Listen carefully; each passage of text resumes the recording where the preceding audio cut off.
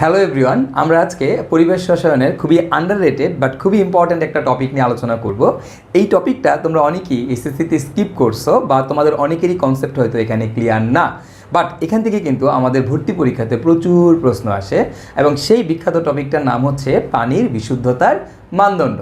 এখন এই পানির বিশুদ্ধতার মানদণ্ড কি, মানে একটা পানি কি আসলে ভালো নাকি ওই পানিটা খারাপ, এটাকে আমরা যেই জিনিসগুলো দিয়ে আইডেন্টিফাই করি সেটাকে আমরা বলি হচ্ছে পানির বিশুদ্ধতার মানদণ্ড। তো আমাদের এই পানির বিশুদ্ধতার মানদণ্ড পরিমাপ করার জন্য কয়েকটা টার্ম আছে। তার প্রথমটা হচ্ছে আমাদের ক্ষরতা, তারপরটা হচ্ছে আমাদের ডিও মানে ডিজলভড অক্সিজেন, তারপরটা হচ্ছে আমাদের বিওডি মানে হচ্ছে বায়োকেমিক্যাল অক্সিজেন ডিমান্ড।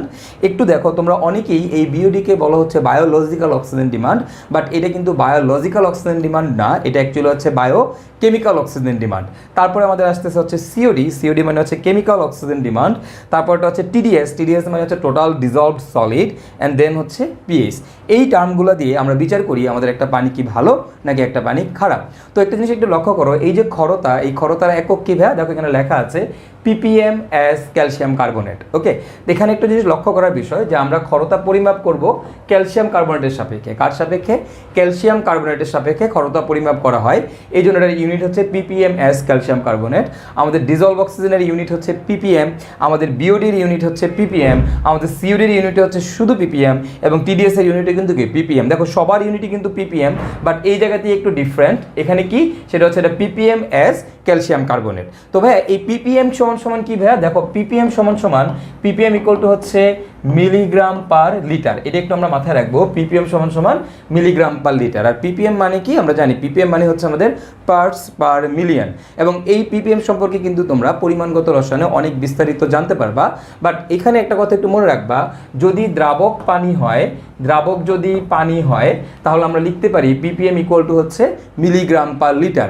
এখন তুমি বলো, তুমি পড়তেছো পানির বিশুদ্ধতার মানদণ্ড, তার মানে অবভিয়াসলি আমার এখানে দ্রাবকটা হচ্ছে পানি, সো আমরা লিখতেই পারবো ppm ইকুয়াল টু কি মিলিগ্রাম পার লিটার। ওকে, তো আমরা এই কনসেপ্টটা কিন্তু আমাদের ম্যাথ যখন করব সেখানে কিন্তু আমরা এই কনসেপ্টটাকে কাজে লাগাবো। তো এখন এই যে আমাদের যে পানির বিশুদ্ধতার মানদণ্ডগুলো তোমরা দেখলা, তো আমাদের এই ওয়ার্ল্ড হেলথ অর্গানাইজেশন মানে WHO অনুমোদিত পানির দূষণের সর্বোচ্চ মাত্রা আমাদের এগুলোর জন্য ফিক্সড করা আছে। তো সেই মানগুলা কত? মানগুলো হচ্ছে যেমন ক্ষরতা যদি ক্যালসিয়াম আয়ন থাকে তাহলে তার জন্য 100 ppm, আর যদি ম্যাগনেসিয়াম আয়ন থাকে তার জন্য এটা ফিক্সড করা হচ্ছে 150 ppm। এর বেশি হয়ে গেলে সেই পানিটাকে আমরা কিন্তু আর ভালো পানি বলবো না। ওকে, তারপরটা হচ্ছে ডিওর জন্য আমাদের রেঞ্জটা হচ্ছে 4 থেকে 6 ppm। আমাদের বিওডির রেঞ্জ হচ্ছে 6 ppm। আমাদের সিওডি থাকতে পারবে হচ্ছে সর্বোচ্চ 10 ppm। তারপরে টিডিএস হইতে পারে সর্বোচ্চ কত ppm? 500 ppm পর্যন্ত থাকলে ওই পানিটাকে আমরা একসেপ্ট করবো, আদারওয়াইজ ওই পানিটাকে আমরা একসেপ্ট করবো না। এখন এই যে ক্ষরতার এই যে টিডিএস এর এই যে ব্যাপারটা, এখানে দেখো 500 ppm, এই টিডিএস যদি 1000 ppm এর বেশি হয় তাহলে কিন্তু ওই পানিটাকে আমরা কোনোভাবেই আর গ্রহণ করি না। ওকে, তো এই জিনিসটা আমরা একটু মাথায় রাখবো যে টিডিএস সর্বোচ্চ কত হলে পানিকে আর গ্রহণই করা যায় না, সেটা হচ্ছে আমাদের 1000 ppm। এরপর হচ্ছে পিএইচ, এবং আমাদের এই WHO অনুমোদিত পিএইচ এর রেঞ্জটা হচ্ছে 6.5 থেকে 8.5।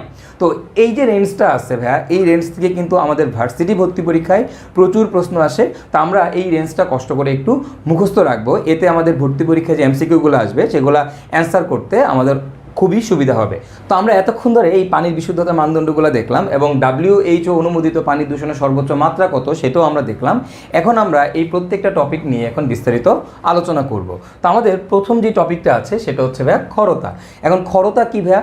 ক্ষরতা হচ্ছে যদি পানির মধ্যে ক্যালসিয়াম 2+, ম্যাগনেসিয়াম 2+, অ্যালুমিনিয়াম 3+, এবং যদি হচ্ছে আমাদের Fe2+, এই 4টা আয়ন থাকে তাহলে সেই পানিকে আমরা বলি হচ্ছে আমাদের ক্ষর পানি। তার মানে দেখো যদি পানির মধ্যে এই 4টা ক্যাটায়ন থাকে তাহলে ওই পানিগুলোকে আমরা কি পানি বলবো বলতে হবে? এগুলোকে আমরা বলবো হচ্ছে ক্ষর পানি। এখন এই যে ক্ষরতা হচ্ছে আমার ভাই দুই ধরনের, একটা হচ্ছে আমাদের স্থায়ী ক্ষরতা আর একটা হচ্ছে আমাদের অস্থায়ী ক্ষরতা। ওকে, একটা স্থায়ী ক্ষরতা, একটা কি অস্থায়ী ক্ষরতা। এখন স্থায়ী ক্ষরতা কখন হয় আর অস্থায়ী ক্ষরতা কখন হয়? ভাইয়া এই যে ক্যাটায়নগুলো আছে এই ক্যাটায়নগুলোর সাথে যদি অ্যানায়ন হিসাবে বাইকার্বনেট থাকে তাহলে সেটাকে আমরা বলি হচ্ছে অস্থায়ী ক্ষরতা। আর এই ক্যাটায়নগুলোর সাথে যদি অ্যানায়ন হিসাবে আমাদের সালফেট বা ক্লোরাইড থাকে তাহলে সেটাকে আমরা বলি হচ্ছে আমাদের স্থায়ী ক্ষরতা। তার মানে এই ক্যাটায়নগুলোর সাথে এই বাইকার্বনেট থাকলে সেটাকে অস্থায়ী ক্ষরতা বলবো, আর এই ক্যাটায়নগুলোর সাথে যদি সালফেট বা ক্লোরাইড থাকে সেটাকে আমরা স্থায়ী ক্ষরতা বলবো। তাহলে একটা জিনিস একটু লক্ষ্য করো, যদি তোমাকে বলা হয় ভাইয়া ক্যালসিয়াম সালফেট এটা কি ধরনের ক্ষরতা তৈরি করবে, এটা হচ্ছে আমাদের স্থায়ী ক্ষরতা তৈরি করবে। বা যদি তোমাকে বলি ম্যাগনেসিয়াম ক্লোরাইড এটা কি ধরনের ক্ষরতা তৈরি করবে, এটা আমাদের স্থায়ী ক্ষরতা তৈরি করবে। বা বলো তো তাহলে দেখি এই ক্যালসিয়াম বাইকার্বনেট এটা আমাদের কি ধরনের ক্ষরতা তৈরি করবে, ক্যালসিয়াম বাইকার্বনেট আমাদের হচ্ছে ভাইয়া অস্থায়ী ক্ষরতা তৈরি করবে। তাহলে ভাইয়া বলো তো সোডিয়াম সালফেট আমাদের কি ধরনের ক্ষরতা তৈরি করবে, সোডিয়াম সালফেট বলো তো এটা কি ধরনের ক্ষরতা তৈরি করবে ভাইয়া, স্থায়ী নাকি অস্থায়ী, স্থায়ী ক্ষরতা, তাই না? কিন্তু আসলে না, দেখো সোডিয়াম সালফেট আমাদের কোনো ক্ষরতা তৈরি করবে না। কেন না? কারণ এই সোডিয়াম আয়ন থাকলে কিন্তু আমার ওই পানিটা ক্ষর হয় না। তার মানে এই আয়নগুলা কেবল এই 4টা আয়নের সাথে থাকলেই আমরা সেটাকে হচ্ছে ক্ষর পানি বলবো, আদারওয়াইজ ওই পানিটাকে আমরা ক্ষর পানি বলবো না। এখন একটা জিনিস একটু লক্ষ্য করো, সেটা হচ্ছে ভাইয়া দেখো এই যে ক্ষরতা, এই ক্ষরতা কি ভালো নাকি খারাপ? বা ক্ষরতা হচ্ছে খারাপ, খড়পানি মানে হচ্ছে খারাপ পানি। এখন খড়পানিতে কি হয়, সমস্যা কী হয়, আমরা ছোটোবেলা 9, 10 থাকতে পড়ে আসছি, আমাদের খড়পানিতে ফেনা কম হয়। আমরা যখন কাপড় পরিষ্কার করি তখন আমরা যখন সাবান ইউজ করি বা ডিটারজেন্ট ইউজ করি সেখানে আমাদের ফেনা কম উৎপন্ন হয়। খড়পানি যদি ওই পানিটা যদি খড় হয় তাহলে আমার তোমরাই বলো ওই পানিটাকে কি তুমি খড় রাখতে চাও নাকি খরতা তুমি দূর করতে চাও? অবভিয়াসলি আমাদের টার্গেট থাকে হচ্ছে আমরা খরতা দূর করব। তবে এই খরতা কিভাবে দূর করে, দেখো এই অস্থায়ী খরতা কিভাবে দূর করে জানো? অস্থায়ী খরতা দূর করে কিভাবে, আমরা কিভাবে দূরীকরণ করব? দেখো অস্থায়ী খরতা দূরীকরণের যে টেকনিক সেটা হচ্ছে আমাদের সিম্পল তাপ দিব। কি করবো বলো তো? তাপ দিব, মানে উত্তপ্ত করব। যদি তুমি তাপ দাও, তাপ দিলে আমাদের অস্থায়ী খরতা দূর হয়ে যাবে। কীরকম? ধরো তোমার কাছে ক্যালসিয়াম বাইকার্বনেট আছে, এখন তুমি যদি এই ক্যালসিয়াম বাইকার্বনেটকে উত্তপ্ত করো তাহলে তুমি কি পাবা? তুমি পাবা ক্যালসিয়াম অক্সাইড, আর পাবা কার্বন ডাইঅক্সাইড, আর পাবা কি? পানি। এখন দেখো ক্যালসিয়াম বাইকার্বনেট থাকলে পানির মধ্যে এটা ক্ষর হয়। আমি যখন এটাকে উত্তপ্ত করলাম তখন কি হয়, আমার ক্যালসিয়াম অক্সাইড অধক্ষিপ্ত হয় এবং কার্বন ডাইঅক্সাইড এখান থেকে বের হয়ে যায়। তাহলে খালি থাকতেছে কি বলো তো? পানি। তখন তুমি বলো ক্যালসিয়াম অক্সাইড অধক্ষিপ্ত হয়ে গেছে, ক্যালসিয়াম অক্সাইড নিচে পড়ে গেছে, তাহলে উপরে যে পানিটা আছে সেই পানির মধ্যে কি তোমার ক্যালসিয়াম আয়ন আছে? আর নাই। তার মানে ওই পানিটা কিন্তু খরতা মুক্ত হয়ে গেছে। তো আমরা এইভাবে হচ্ছে অস্থায়ী খরতা দূর করি। এখন আমরা স্থায়ী খরতা কীভাবে দূর করব? দেখো স্থায়ী খরতা দূর করার যে পদ্ধতি, এই স্থায়ী খরতা দূর করার পদ্ধতিটার নাম হচ্ছে পারমুটিট প্রণালী। নাম কি? পারমুটিট প্রণালী।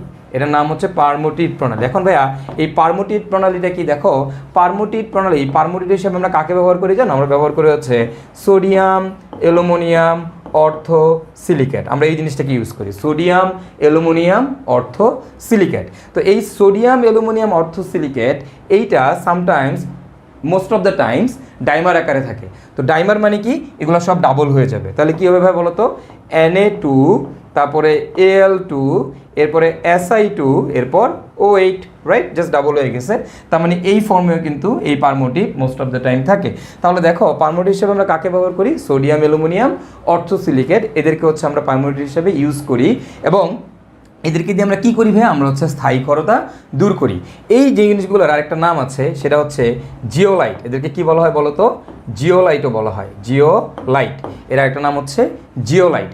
তার মানে দেখো এই পারমুটিটের একটা নাম কি?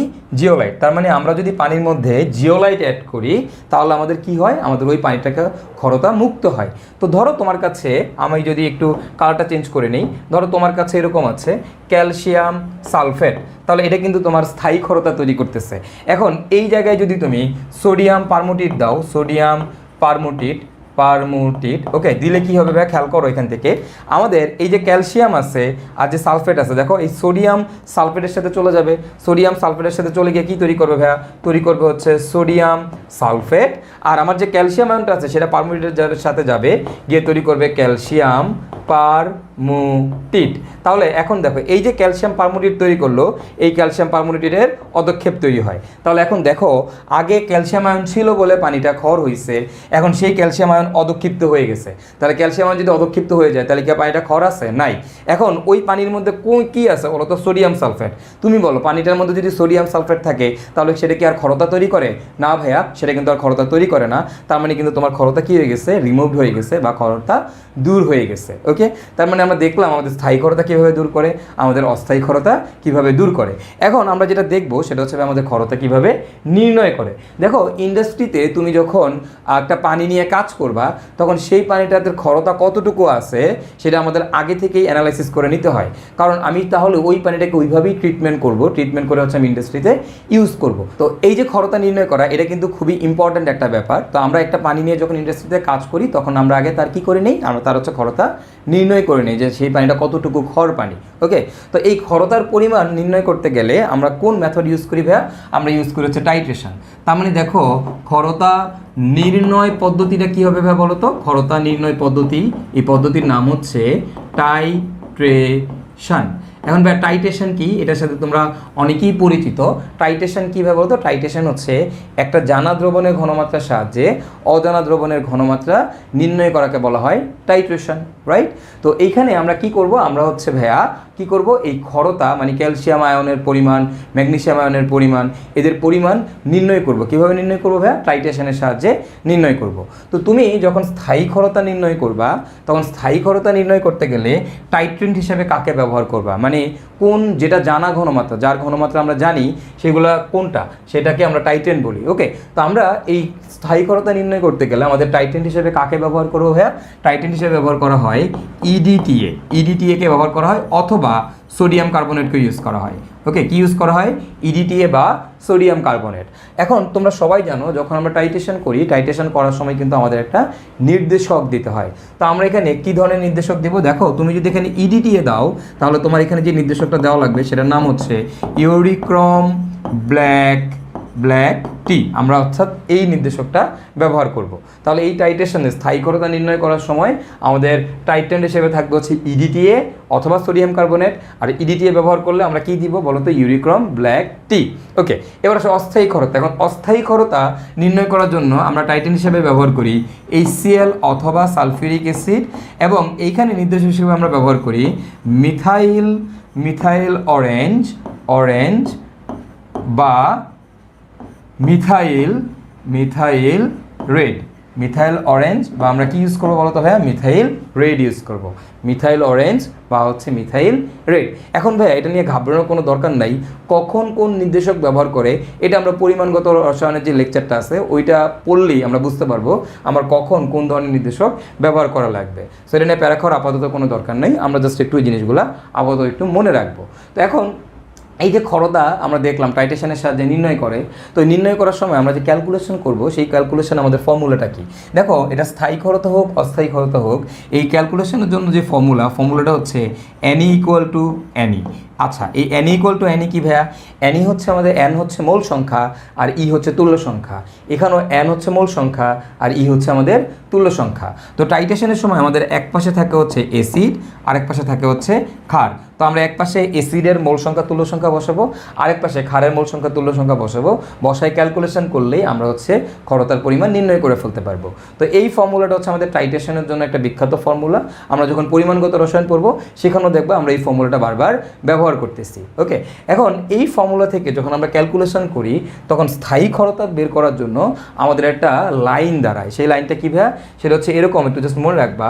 এটা হচ্ছে 1 ml 0.01 molar EDTA is equivalent to 1 milligram calcium 2+. Okay, 1 ml 0.01 molar EDTA is equivalent to 1 milligram calcium 2+.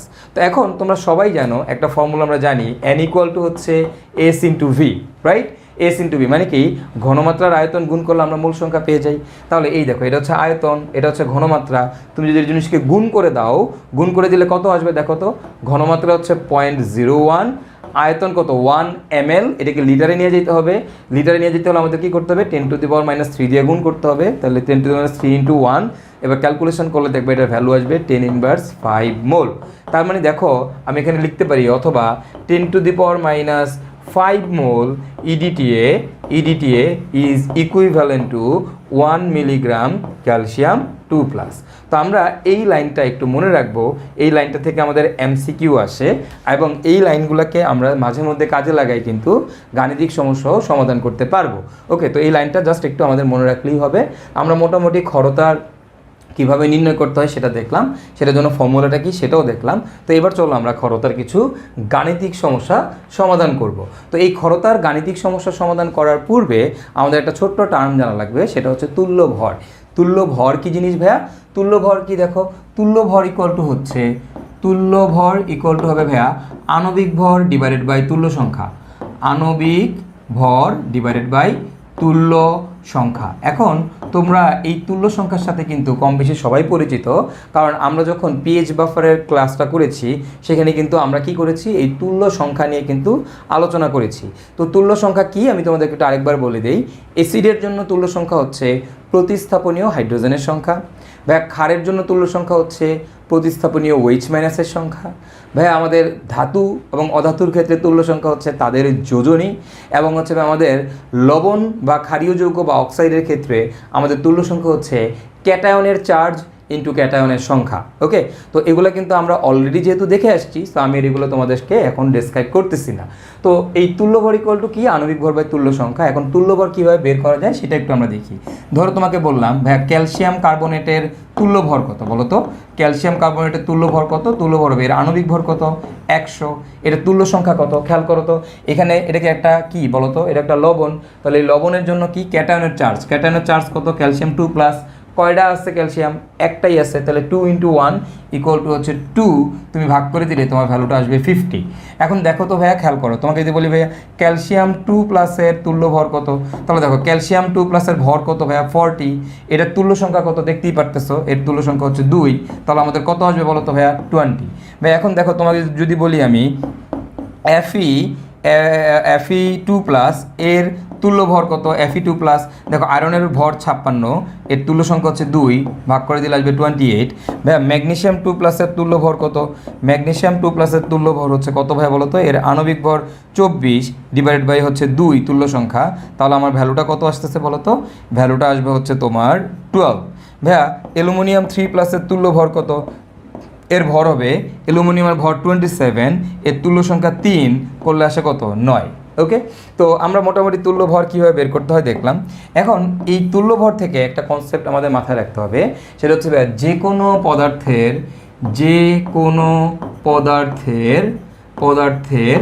এক তুল্য ভর একজন অন্যজনের ইকুইভ্যালেন্ট। ওকে, যে কোনো পদার্থের এক তুল্য ভর একজন আরেকজনের ইকুইভ্যালেন্ট। এখন ক্যালসিয়াম কার্বনেটের এক তুল্য ভর কত, 50। ক্যালসিয়াম 2+ এর কত, 20। Fe2+ এর কত, 28। ম্যাগনেসিয়াম 2+ এর কত, 12। অ্যালুমিনিয়াম 3+ এর কত, 9। ওকে, তাহলে যে কোনো পদার্থের এক তুল্য ভর একজন আরেকজনের ইকুইভ্যালেন্ট। তাহলে আমি লিখতে পারবো আমার 50 গ্রাম calcium carbonate is equivalent to, আমি লিখতে পারবো 20 গ্রাম ক্যালসিয়াম 2+ ইজ ইকুইভ্যালেন্ট, আমি লিখতে পারবো 12 গ্রাম ম্যাগনেসিয়াম 2+ ইজ ইকুইভ্যালেন্ট টু, আমি লিখতে পারবো হচ্ছে তোমার 9 গ্রাম অ্যালুমিনিয়াম 3+, অথবা আমি লিখতে পারবো তোমার 28 গ্রাম Fe2+। ওকে, তো এটা হচ্ছে আমাদের কী ভাই তুল্য ভরের কনসেপ্ট, যে কোনো পদার্থের এক তুল্য ভর একজন আরেকজনের ইকুইভ্যালেন্ট। তো এই জিনিসটা কি আমি তোমাদেরকে একটু যদি বুঝাই, ধরো আমি এখানে সালফিউরিক অ্যাসিড নিছি H2SO4, এই সালফিউরিক অ্যাসিড মনে করো আমি এখানে 49 গ্রাম সালফিউরিক অ্যাসিড নিছি। এখন এই 49 গ্রাম সালফিউরিক অ্যাসিডকে আমি প্রশমিত করতে চাই। এখন এটাকে প্রশমিত করতে গেলে আমি দেখলাম আমার এই জায়গায় 50 গ্রাম ক্যালসিয়াম কার্বনেট দেওয়া লাগে। ওকে, এই জায়গায় কত গ্রাম দেওয়া লাগে, 50 গ্রাম ক্যালসিয়াম কার্বনেট। তার মানে এই 49 গ্রাম সালফিউরিক অ্যাসিডে খাইতে আমার 50 গ্রাম ক্যালসিয়াম কার্বনেট লাগতেছে। এখন তুমি যদি এই ক্যালসিয়াম কার্বনেটকে রিপ্লেস করতে চাও, সে তুমি ক্যালসিয়াম কার্বনেটকে ক্যালসিয়াম 2+ দিয়ে রিপ্লেস করবা, তাহলে ভাইয়া এখন আমাকে এখানে কত গ্রাম দিতে হবে? আমি যদি ক্যালসিয়াম কার্বনেট না দিয়ে এই সেম বিক্রিয়াতে ক্যালসিয়াম 2+ দিয়ে করাইতাম, তাহলে আমার এখানে দেওয়া লাগতো 20 গ্রাম ক্যালসিয়াম 2+। ওকে, এই যে এটাই ভাই এখানে লিখে রাখছি যে কোনো পদার্থের এক তুল্য ভর একজন আরেকজনের ইকুইভ্যালেন্ট, মানে আমি চাইলে একটা জিনিসকে আরেকটা জিনিস দিয়ে রিপ্লেস করতে পারবো। তো সেই ক্ষেত্রে আমার কতটুকু অ্যাড করতে হবে ভাইয়া, ওর তুল্য ভরের সমান অ্যাড করা লাগবে। তাহলে আমি যদি সেম বিক্রিয়াটাই ম্যাগনেসিয়াম 2+ দিয়ে করতাম তাহলে আমার কত দেওয়া লাগতো, এখানে আমার দেওয়া লাগতো হচ্ছে 12 গ্রাম ম্যাগনেসিয়াম 2+। ওকে, সো এটাই হচ্ছে আমাদের কি বলতো, এটাই হচ্ছে আমাদের তুল্য ভরের কনসেপ্ট। তো আমরা এই তুল্য ভর কনসেপ্ট যদি জানি তাহলে এখন আমরা কি করব, আমরা হচ্ছে এবার এই ক্ষরতার গাণিতিক সমস্যা খুব সহজেই সমাধান করে ফেলতে পারবো। তো দেখো ভাইয়া, আমাদের এই যে ক্ষরতা আছে, এই ক্ষরতার ডেফিনেশন কি? দেখো, ক্ষরতার ডেফিনেশন হচ্ছে 1 লিটার পানিতে কত মিলিগ্রাম ক্যালসিয়াম কার্বনেট আছে। 1 লিটার পানিতে যত মিলিগ্রাম ক্যালসিয়াম কার্বনেট থাকে সেটাকে আমরা ক্ষরতা বলি। এখন তুমি বলো ক্ষরতার ইউনিটটা কি ছিল বলো তো? ইউনিট ছিল ppm as calcium carbonate, right? আর ppm এর পরিবর্তে তুমি কি লিখতে পারো? Milligram per litre as calcium carbonate. তার মানে কি 1 লিটারে যত মিলিগ্রাম ক্যালসিয়াম কার্বনেট থাকবে সেটাই হচ্ছে ক্ষরতা। তো এটাই আমি লিখছি যে ক্ষরতার ডেফিনেশন হচ্ছে 1 লিটার পানিতে কত মিলিগ্রাম ক্যালসিয়াম কার্বনেট আছে। 1 লিটার পানিতে যত মিলিগ্রাম ক্যালসিয়াম কার্বনেট থাকবে সেটাকেই হচ্ছে আমরা ক্ষরতা বলবো। ওকে, এখানে একটা ইম্পর্টেন্ট জিনিস হচ্ছে অবশ্যই কার সাপেক্ষে বের করা লাগবে ভাইয়া? ক্যালসিয়াম কার্বনেটের সাপেক্ষে বের করা লাগবে। তাহলে একটু লক্ষ্য করো, এই অঙ্কটা যদি আমি এখন তোমাদেরকে দেখাই, এখানে বলছে 1 লিটার পানিতে 100 মিলিগ্রাম ক্যালসিয়াম কার্বনেট থাকলে ক্ষরতা কত? ভাই এটা একটা বাচ্চা ছেলেও পারবে। 1 লিটার পানিতে 100 মিলিগ্রাম ক্যালসিয়াম কার্বনেট আছে, ক্ষরতা কত? ভাই ক্ষরতা কত হবে? ক্ষরতা হবে আমাদের 100 ppm as calcium carbonate. That's it, simple, শেষ। কেন? কারণ 1 লিটারে 100 মিলিগ্রাম ক্যালসিয়াম কার্বনেট আছে, সো ক্ষরতা আমরা খুব সহজেই এটা বলে দিতে পারবো। সো এটাই হবে আমাদের অ্যান্সার। এখন তোমাকে বলছে 250 ml পানিতে 300 মিলিগ্রাম ক্যালসিয়াম কার্বনেট থাকলে ক্ষরতা কত? তো 250 ml 300 মিলিগ্রাম ক্যালসিয়াম কার্বনেট আছে, এটা ক্যালসিয়াম কার্বনেট। ওকে, 300 মিলিগ্রাম আছে, তো আমার কি 250 ml দরকার নাকি আমার 1 লিটারে দরকার? 1 লিটার, তার মানে কি আমার 1000 ml বের করা লাগবে। তাহলে দেখো 250 ml এর মধ্যে আছে হচ্ছে 300 মিলিগ্রাম ক্যালসিয়াম কার্বনেট, তাহলে আমার লাগবে হচ্ছে 1000 ml কত? তাহলে 1000 ml কত হবে বলো তো? 300 ইন্টু 1000 ডিভাইডেড বাই কি 250।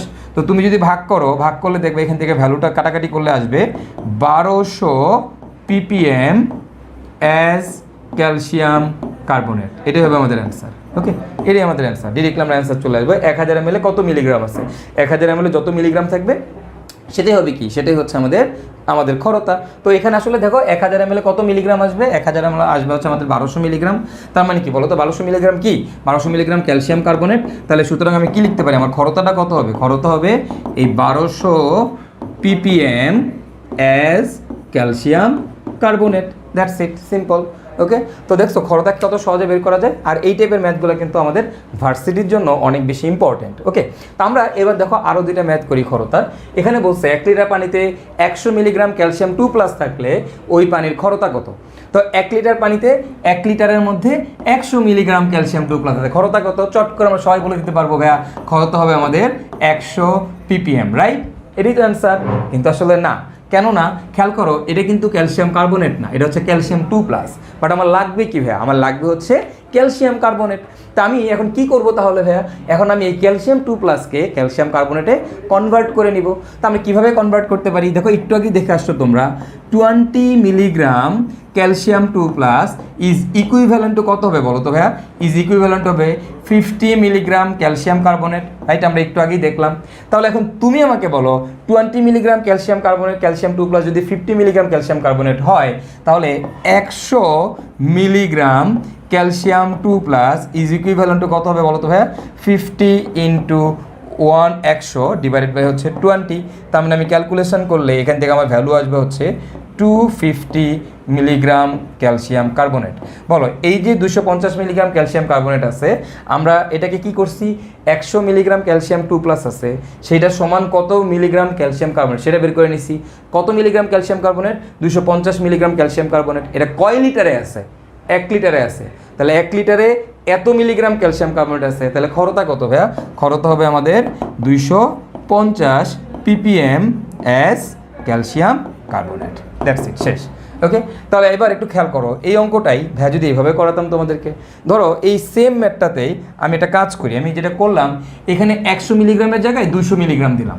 বলো তো 200 মিলিগ্রাম দিলে কি লিখতা? এখানে 200 মিলিগ্রাম হইতো, রাইট? এবং দেখো তো এই জিনিসটাতে আমার কি হইতো? এখানেও কত? 200 হইতো। কি বুঝতে পারছো কিনা? যে দেখো এই যে এখানেও 200, তাহলে এই যে 200। যদি এই জায়গায় আমি 200 না দিয়ে ভাইয়া 400 দিতাম, তাহলে কি হইতো? এখানেও 400 হইতো, এবং এই জায়গায়ও কত হইতো? 400 হইতো। এবং এই জায়গায় যদি আমি তোমার এখানে 600 দিতাম, মানে এই জায়গায় 600 দিতাম, তাহলে এখানেও কত 600, এখানেও কত 600। তোমরা একটা জিনিসকে খেয়াল করছো, দেখো এখানে আমাদের 50/20 কিন্তু ফিক্সড, 50/20 কি ফিক্সড। তাহলে কি লিখতে পারি আমি, দেখো তো আমি কি এভাবে লিখতে পারি না যে আমার খরতা ইকুয়াল টু হচ্ছে দেখো 50/20, এটা কিন্তু ফিক্সড, ইন্টু ক্যালসিয়াম 2+। দেখো এইখানে যদি ক্যালসিয়াম 2+ 100 হয় তাহলে এখানে 100 বসাই দিবা, যদি 200 হয় 200 বসাই দিবা, 400 বসাই দিবা, রাইট। কয় লিটারে? 1 লিটারে। 1 লিটারে ক্যালসিয়াম 2+ এর পরিমাণ কত সেটা জাস্ট এখানে বসাই দিলে ডিরেক্টলি আমরা খরতা বের করে ফেলতে পারবো, জাস্ট এই ফর্মুলাটা ইউজ করে। তার মানে ক্যালসিয়াম 2+ হলে কী হয় 50/20 ক্যালসিয়াম 2+। এখন তুমি বলো তো এই জায়গায় যদি ক্যালসিয়াম 2+ না থেকে তোমার ম্যাগনেসিয়াম 2+ থাকতো, যদি ম্যাগনেসিয়াম 2+ থাকতো তাহলে তুমি কী করতা বলো তো? তখন কি তুমি লিখতা 20 মিলিগ্রাম ক্যালসিয়াম 2+? লিখতা না, আমার ম্যাগনেসিয়াম আয়ন নিয়ে কাজ করা লাগতো। আর তোমরা জানো ম্যাগনেসিয়াম কত হবে বলো তো? 12 milligram magnesium 2+ is equivalent to 50 milligram calcium carbonate. একটু আগে আমরা দেখে এসেছি। তাহলে এখন তুমি বলো 600 মিলিগ্রামের জন্য কী হবে? এখানে কত হবে? 50/12 হবে। কি বুঝতে পারছি কি না? 50/12 ইন্টু জাস্ট আগেরটা। তার মানে দেখো যদি ম্যাগনেসিয়াম দিয়ে আমি বের করতাম তাহলে আমার খরতাটা কী হইতো দেখো তো? ম্যাগনেসিয়াম দিয়ে বের করলে আমাদের খরতা হইতো 50/12 ম্যাগনেসিয়াম 2+। আমি যদি অ্যালুমিনিয়াম দিয়ে বের করতাম তাহলে আমার খরতা কত হইতো? খরতা হইতো 50/9 অ্যালুমিনিয়াম 3+। আমি যদি ভাইয়া তোমার এবার আয়রন দিয়ে করতাম তাহলে আমার খরতা কত হইতো ভাইয়া? খরতা ইকুয়াল টু লিখতে পারতাম আমি 50/28 Fe2+। কি বুঝতে পারছি কিনা আমরা? তাহলে দেখো আমি কিন্তু এইভাবে খরতা খুব সহজেই বের করে ফেলতে পারবো। ওকে, ক্যালসিয়াম আয়ন থাকলে 50/20 ক্যালসিয়াম আয়ন, ম্যাগনেসিয়াম থাকলে 50/12 ম্যাগনেসিয়াম, আর যদি তোমার হচ্ছে অ্যালুমিনিয়াম থাকে তাহলে 50/9 অ্যালুমিনিয়াম, যদি আমার আয়রন থাকে তাহলে কী হবে 50/28 Fe2+। সিম্পল। তাহলে দেখো এই জিনিসটাকেই আমরা এবার এভাবে লিখতে পারি। দেখো এই খরতার একটা ফর্মুলা আছে, খরতার বিখ্যাত ফর্মুলাটা কি দেখো? একটা চেইন ফর্মুলা খরতার, যে খরতা ইকুয়াল টু 50/12 ক্যালসিয়াম 2+ যোগ 50/12 ম্যাগনেসিয়াম 2+ যোগ 50/9 অ্যালুমিনিয়াম 3+ যোগ 50/28 Fe2+ যোগ শুধুমাত্র ক্যালসিয়াম কার্বনেট, মানে ক্যালসিয়াম কার্বনেট যত থাকবে সেটাই।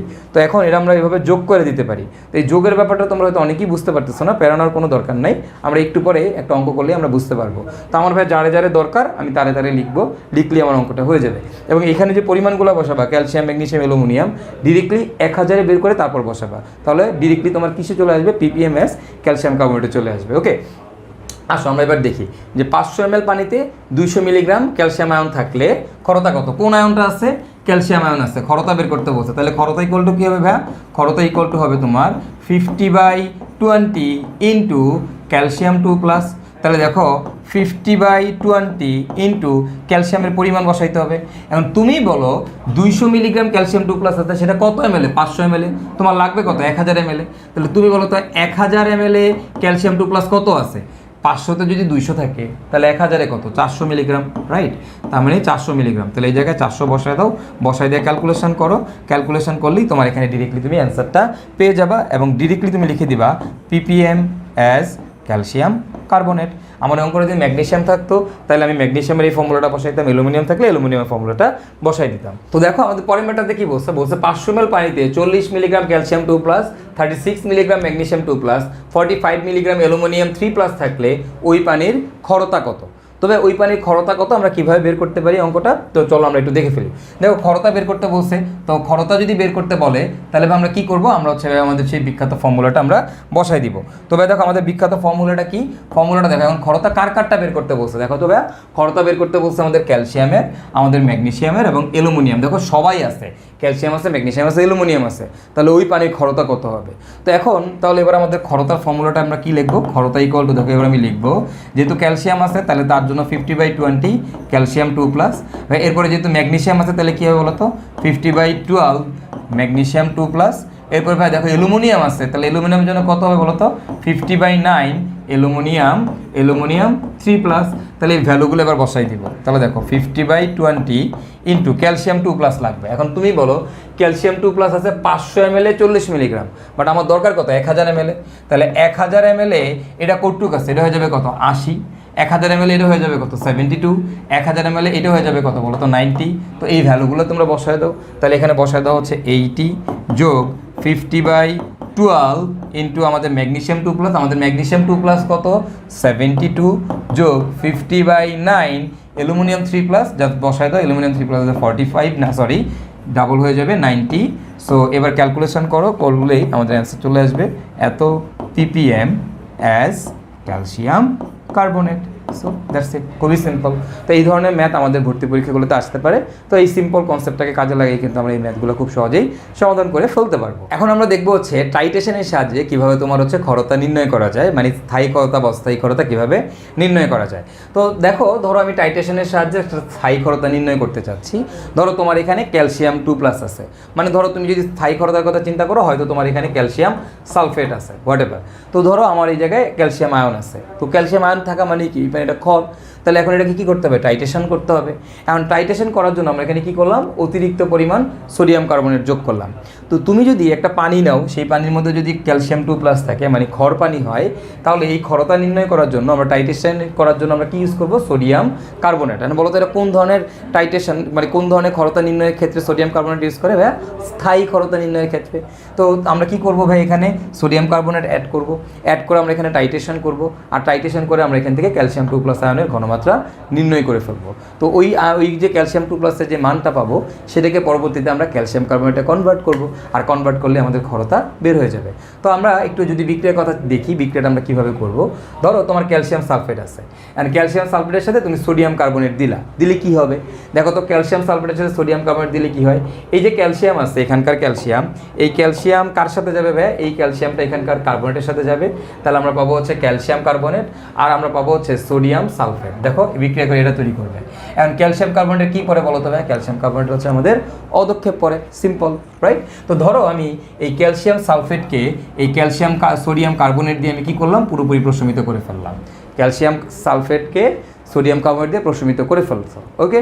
এবং এখানে তাহলে আমি কোন ফর্মুলাটা অ্যাপ্লাই করবো ভাইয়া, দেখো এখানে আমি যে ফর্মুলাটা অ্যাপ্লাই করবো, আমরা জানি সবাই NA = NA।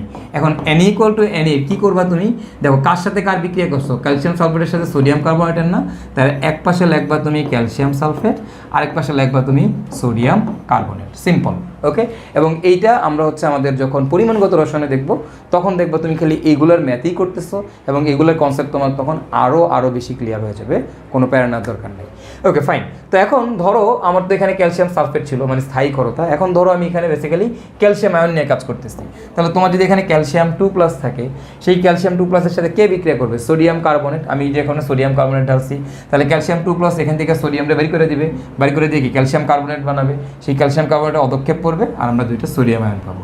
ক্লিয়ার কিনা, ওকে ফাইন। এখন ধরো তুমি এই জায়গায় বেশি পরিমাণে সোডিয়াম কার্বনেট দিয়ে দিয়েছো, মনে করো ক্যালসিয়াম আয়ন আছে তোমার ছিল 20 মোল, এখন আমি জানি না এটা কত মোল আছে, এটা আমি নির্ণয় করতে চাই। তো আমি ধরে নিলাম এটা 20 মোল আছে, বাট তুমি সোডিয়াম কার্বনেট দিয়ে দিলা হচ্ছে 50 মোল। তাহলে এখন তুমি বলো তো যে এরা যখন বিক্রিয়া করবে, বিক্রিয়া করার পরে কোনটা অবশিষ্ট থাকবে, কে থাকবে, সোডিয়াম কার্বনেট অবশিষ্ট থেকে যাবে না। তো এই অতিরিক্ত সোডিয়াম কার্বনেটকে, যেই অতিরিক্ত সোডিয়াম কার্বনেট আমাদের আছে, সেটাকে প্রশমিত করতে আমি পরবর্তীতে আবার HCl যোগ করব। তো আমরা এখানে পরবর্তীতে আবার কি যোগ করি, HCl অ্যাড করি।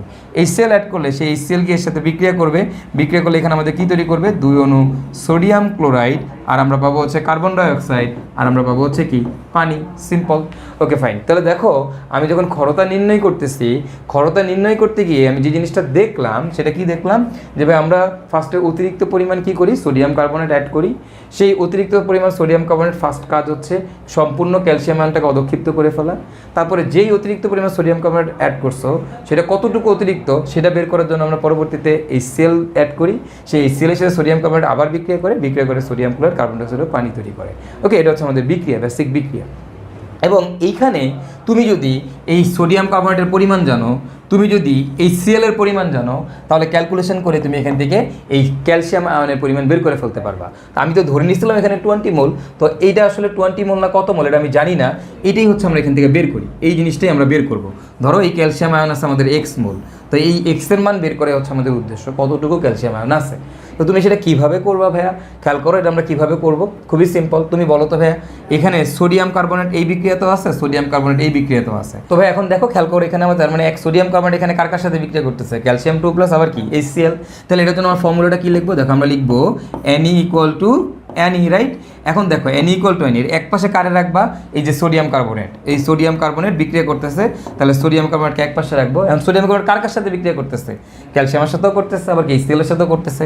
তাহলে আমরা এখানে লিখবো Ne অফ ক্যালসিয়াম প্লাস, আবার আমরা লিখবো হচ্ছে Ne অফ HCl। ওকে, তো ওই যে আমরা বলছিলাম যার যার সাথে বিক্রিয়া করবে, যে এই দেখো এই সোডিয়াম কার্বনেট এর সাথে দুইটার সাথে বিক্রিয়া করছে, তাই এই দুইটাকে এক পাশে, সোডিয়াম কার্বনেটকে এক পাশে। তাহলে ফর্মুলাগুলোকে সাধারণত আমরা এইভাবেই লিখি। হ্যাঁ, তো এটা আমরা পরিমাণগত রসায়নে গেলে খুব সহজে আয়ত্ত করে ফেলবো। আপাতত তোমাদের এত প্যারা খাওয়ার দরকার নাই, তোমরা জাস্ট একটু সিস্টেমটা জেনে রাখো। তো এটাই হচ্ছে আমাদের কি, যে টাইট্রেশনের সাহায্যে আমরা কীভাবে স্থায়ী ক্ষরতা নির্ণয় করতে পারি। স্থায়ী ক্ষরতা নির্ণয় করার জন্য আমরা সাধারণত কী করি, সোডিয়াম কার্বনেট অ্যাড করি অতিরিক্ত পরিমাণে।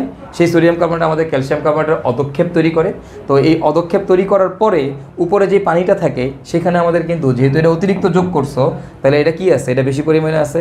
তো এই কতটুকু বেশি, যেই অতটুকু অতিরিক্ত পরিমাণে যতটুকু ছিল সেটাকে প্রশমিত করার জন্য পরবর্তীতে আমরা HCl ব্যবহার করি, এবং এখান থেকে আমরা যদি এই HCl এর পরিমাণ এবং সোডিয়াম কার্বনেটের পরিমাণ জানি, তাহলে এই ক্যালসিয়াম আয়নের পরিমাণ বের করে ফেলতে পারি। তো চলো আমরা এরকম একটা ম্যাথ করে জিনিসটা বোঝার ট্রাই করি। দেখো আমার এখানে কি বলছে, 250 ml পানির স্থায়ী ক্ষরতা নির্ণয় করতে অতিরিক্ত পরিমাণ সোডিয়াম কার্বনেট এবং সোডিয়াম কার্বনেটের পরিমাণ দেওয়া, আমি কি বলছিলাম, এদের পরিমাণ দেওয়া থাকতে হবে। দেখো সোডিয়াম কার্বনেটের পরিমাণ দিয়ে দিচ্ছে 50 ml 0.1 মোলার, যোগ করা হলো। তারপর প্রাপ্ত অদক্ষেপকে অপসারণ করে, মানে কে অদক্ষেপ পরে, ক্যালসিয়াম কার্বনেটের অদক্ষেপ পরে, ক্যালসিয়াম কার্বনেটকে অপসারণ করে ওই দ্রবণে 40 ml 0.1 মোলার HCl যোগ করা হলো। ক্ষরতা কত, তাহলে দেখো তো কী যোগ করছো, HCl অ্যাড করছো, 40 ml 0.1 মোলার, ক্ষরতা বের করতে বলছে। তাহলে তুমি বলো তো ফার্স্টে পানির কি স্থায়ী ক্ষরতা নির্ণয় করতে গেছে, তো নির্ণয় করতে গিয়ে আমাদের অতিরিক্ত পরিমাণ সোডিয়াম কার্বনেট যোগ করা হইলো, তারপর প্রাপ্ত অদক্ষেপ থেকে অপসারণ করে ওই দ্রবণে 40 ml 0.1 মোলার HCl যোগ করা হইলো। ক্ষরতা কত, তো এখানে তোমার হচ্ছে বলে দেয় যে স্থায়ী ক্ষরতা হিসাবে যে ক্যালসিয়াম 2 প্লাস ছিল, এটা প্রশ্নে বলা থাকে। তো ধরো আমি এখানে কি বলবো, ক্যালসিয়াম 2 প্লাস, এর সাথে আমার কার বিক্রিয়া হয়েছে, ফার্স্টে সোডিয়াম কার্বনেট, তারপরে দেখো এই অতিরিক্ত সোডিয়াম কার্বনেটটাকে পরবর্তীতে কার সাথে বিক্রিয়া হয়েছে, HCl। তো এগুলো আমাদের আসলে বিক্রিয়া লেখার দরকার নেই, আমরা ডিরেক্টলি অঙ্কটা করে ফেলতে পারি। আমরা লিখবো Ne অফ, এক পাশে লিখবো আমরা সোডিয়াম কার্বনেট, ইকুয়াল টু আমরা কি লিখবো, Ne অফ HCl যোগ Ne অফ ক্যালসিয়াম 2 প্লাস।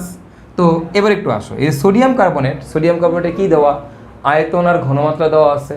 তাহলে এর জন্য আমরা কোন ফর্মুলা অ্যাপ্লাই করব, এই n এর জন্য কোন ফর্মুলা অ্যাপ্লাই করব বলো তো ভাইয়া, এর জন্য আমরা অ্যাপ্লাই করব হচ্ছে S into V, right, S into V, যেহেতু আয়তন ঘনমাত্রা দেওয়া আছে, ইন্টু এর তুল্য সংখ্যা কত, তুল্য সংখ্যা হচ্ছে 2, সোডিয়াম কার্বনেটের তুল্য সংখ্যা 2, ইকুয়াল টু HCl।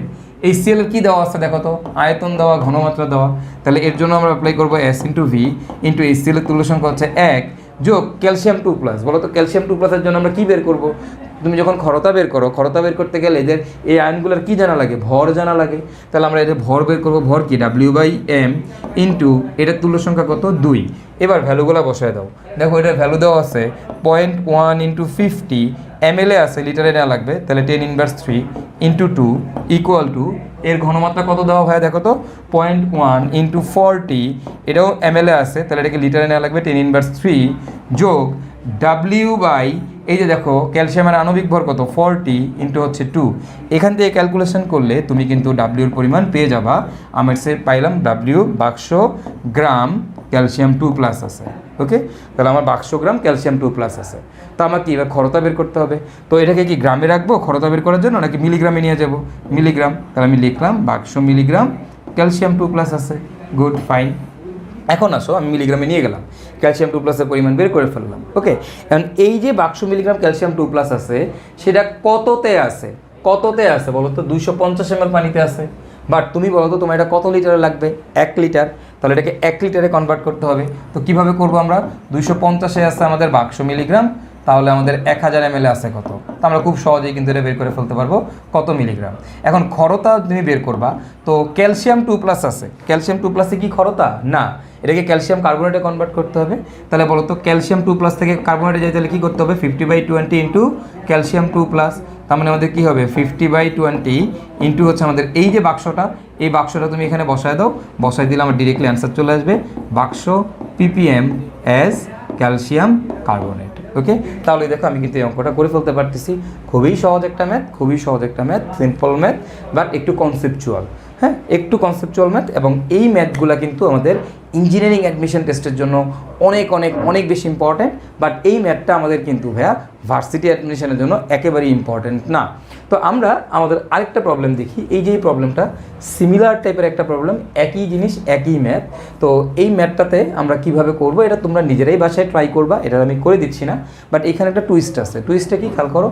একটি টিউবওয়েলের 250 ml পানি নিয়ে ক্ষরতা নির্ণয়ে অতিরিক্ত সোডিয়াম কার্বনেট মানে 50 ml 0.1 মোলার যোগ করা হলো। তারপর প্রাপ্ত পদক্ষেপকে অপসারণ করে ওই দ্রবণ থেকে 50 ml পানি নিয়ে 8 ml 0.1 মোলার HCl যোগ করে প্রশমিত করা হলো, ক্ষরতা কত।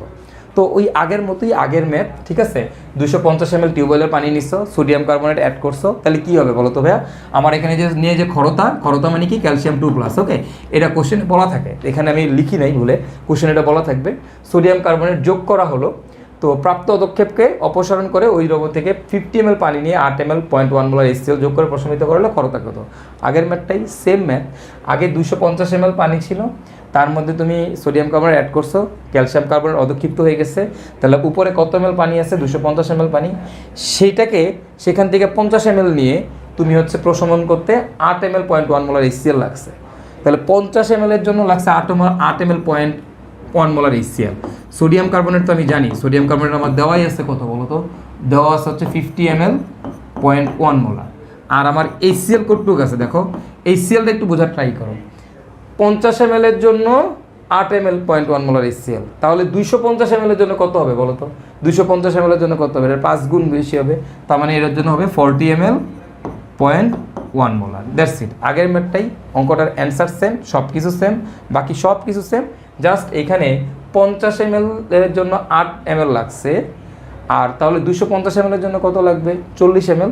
আগের অঙ্কটাতে কী ছিল, আগের অঙ্কটাতে ডিরেক্টলি 250 ml নিয়েই কাজ করছো, তো ওটার জন্য আমাদের দেখো ডিরেক্টলি দেওয়াই ছিল 40 ml 0.1 মোলার HCl প্রয়োজন। ওকে, তো একই ম্যাথ একই জিনিস, তোমরা নিজেরা ট্রাই করবে, অ্যান্সার সেম, প্রসিডিউর সেম, সব কিছুই সেম। জাস্ট এখানে এই একটা জিনিস একটু আমাদের কনভার্ট করে নেওয়া লাগছে, যে 250 ml থেকে পুরোটার মধ্যে আমি HCl যোগ করি নাই, ওইখান থেকে 50 ml নিয়ে তার মধ্যে HCl যোগ করছি, দেখছি 50 ml এর জন্য 8 ml লাগছে, তাহলে ভাই 250 এর জন্য কত লাগবে 40 ml, সিম্পল জিনিস। ওকে, তো এই টাইপের ম্যাথ আমাদের কবির স্যারের বইতে আছে, এবং এই ম্যাথগুলো কেন জানি বুয়েট ভর্তি পরীক্ষার জন্য অনেক বেশি ইম্পর্টেন্ট মনে হচ্ছে এই বছরেও। তো তোমরা এই ম্যাথগুলো একটু বেশি বেশি করে প্র্যাকটিস করবা। আর এটা প্র্যাকটিস করার জন্য ভাইয়া যে 2টা ম্যাথ করাইছে, এই 2টা ম্যাথ তো আছেই, তার সাথে তোমরা কবির স্যারের যে বই আছে, কবির স্যারের উদাহরণ 35, মেবি উদাহরণ 35, এবং অ্যাক্টিভিটি, দেখবা অ্যাক্টিভিটি থাকে কবির স্যারের বইতে, এই ক্ষরতার যে অ্যাক্টিভিটি আছে সেখানে অ্যাক্টিভিটি 4 নাম্বার। হ্যাঁ, এই 2টা ম্যাথ তোমরা করবা, এই তাহলে 2টা ম্যাথ করবো আমরা, একটা হচ্ছে কবির স্যারের উদাহরণ 35 এবং আরেকটা হচ্ছে আমাদের অ্যাক্টিভিটি 4। তো এই অ্যাক্টিভিটি 4-এর অ্যান্সারটা মেবি ভুল আছে, আই এম নট শিওর এখন ঠিক করছে কিনা, বাট আগের একটা ভার্সনে এখানে অ্যাক্টিভিটি 4-এর অ্যান্সারটা ভুল ছিল। তো তোমরা এই ফর্মুলা দিয়ে অ্যান্সারটা অঙ্কটা করবা, করার পরেই দেখবা তোমাদের অ্যান্সার চলে আসবে। ওকে, তো ঘাবড়ানোর কোনো দরকার নেই। তাহলে 2টা ম্যাথ আমরা কবির স্যারের বই থেকে প্র্যাকটিস করতে পারি, একটা হচ্ছে উদাহরণ 35 আর একটা হচ্ছে অ্যাক্টিভিটি 4। ওকে ফাইন, তাহলে আমরা মোটামুটি কীভাবে দেখলাম আমাদের যে ক্ষরতা থেকে যত ধরনের ম্যাথ আসে প্রতিটা ম্যাথই কিন্তু আমরা দেখে ফেললাম। তো আশা করি এই ক্ষরতা থেকে যদি কোনো ম্যাথ আসে তোমরা এখন আর মিস করবা না। তো আমরা এখন যে জিনিসটা নিয়ে আলোচনা করবো সেটা হচ্ছে আমাদের ডিও। আর ডিও মানে কি, ডিও মানে হচ্ছে ডিজলভড অক্সিজেন। আর এই ডিজলভড অক্সিজেনের ইউনিটটা কি মনে আছে তোমাদের, এটা ইউনিট হচ্ছে ppm। ওকে, আর ppm সমান কি আমরা জানি, মিলিগ্রাম পার লিটার। তার মানে এই জায়গায় ppm ইকুয়ালটা আমি লিখে দিতে পারবো মিলিগ্রাম পার লিটার। তো এই ডিজলভ অক্সিজেন মানে কি ভাই, এটা একটু আমরা একটু বোঝার চেষ্টা করি। ধরো তুমি একটা পানি নিলা, এই যে একটা পানি নিচ্ছ, এই যে এখানে পানির মধ্যে অক্সিজেন আছে নাকি নেবে আছে, এই যে অক্সিজেনটা, এই অক্সিজেনটার নাম কি বলো তো ভাই, এটার নাম হচ্ছে ডিজলভ অক্সিজেন, রাইট? কিন্তু অ্যাকচুয়ালি না, এটা ডিজলভ অক্সিজেন, এটা হচ্ছে পানির অক্সিজেন। এই পানির মধ্যে যদি এক্সট্রা কোনো অক্সিজেন থাকে, পানির মধ্যে যদি এক্সট্রা কোনো অক্সিজেন থাকে, তাহলে এই অক্সিজেনটাকে বলা হয় ডিজলভ অক্সিজেন। ওকে, তার মানে এইটা হচ্ছে আমাদের কি ডিজলভ অক্সিজেন। তাহলে পানির মধ্যে যদি এক্সট্রা কোনো অক্সিজেন থাকে সেই এক্সট্রা অক্সিজেনটাকে আমরা কি বলি, এটাকে বলি হচ্ছে আমরা ডিজলভ অক্সিজেন। একটা পানির মধ্যে কি পরিমাণ অক্সিজেন দ্রবীভূত আছে সেটাই হচ্ছে আমাদের কি ডিজলভ অক্সিজেন। তো সকল পানির মধ্যেই বা কি থাকে, এরকম অক্সিজেন ডিজলভ অবস্থায় থাকে বা দ্রবীভূত অবস্থায় থাকে। এখন মনে রাখবা এই ডিজলভ অক্সিজেনের পরিমাণ যত বেশি, ডিজলভ অক্সিজেন যত বেশি হবে পানি তত পরিষ্কার হবে, পানি তত তত পরিষ্কার। ওকে, তাহলে ওই পানিটা তত পরিষ্কার হবে। ওকে, তার মানে আমরা কি বলতে পারি, পরিষ্কার পানিতে আমাদের ডিজলভ অক্সিজেনের পরিমাণ কি বেশি। দেখো সমুদ্রের পানি কি অনেক পরিষ্কার, অনেক ক্রিস্টাল ক্লিয়ার, তার মানে সমুদ্রের পানিতে আমাদের ডিজলভ অক্সিজেনের পরিমাণ কি বেশি, রাইট? ওকে ফাইন, তার মানে ডিও যত বেশি পানি তত পরিষ্কার। তাহলে তুমি বলো তো ভাইয়া ডিওর সাথে ময়লার কি ধরনের সম্পর্ক বা বর্জ্যের কি ধরনের সম্পর্ক? ডিওর সাথে বর্জ্যের হচ্ছে আমাদের ব্যস্তানুপাতিক সম্পর্ক, রাইট? বর্জ্য যত বেশি হবে ওই জায়গাতে ডিওর পরিমাণ তত কী হবে, কম হবে।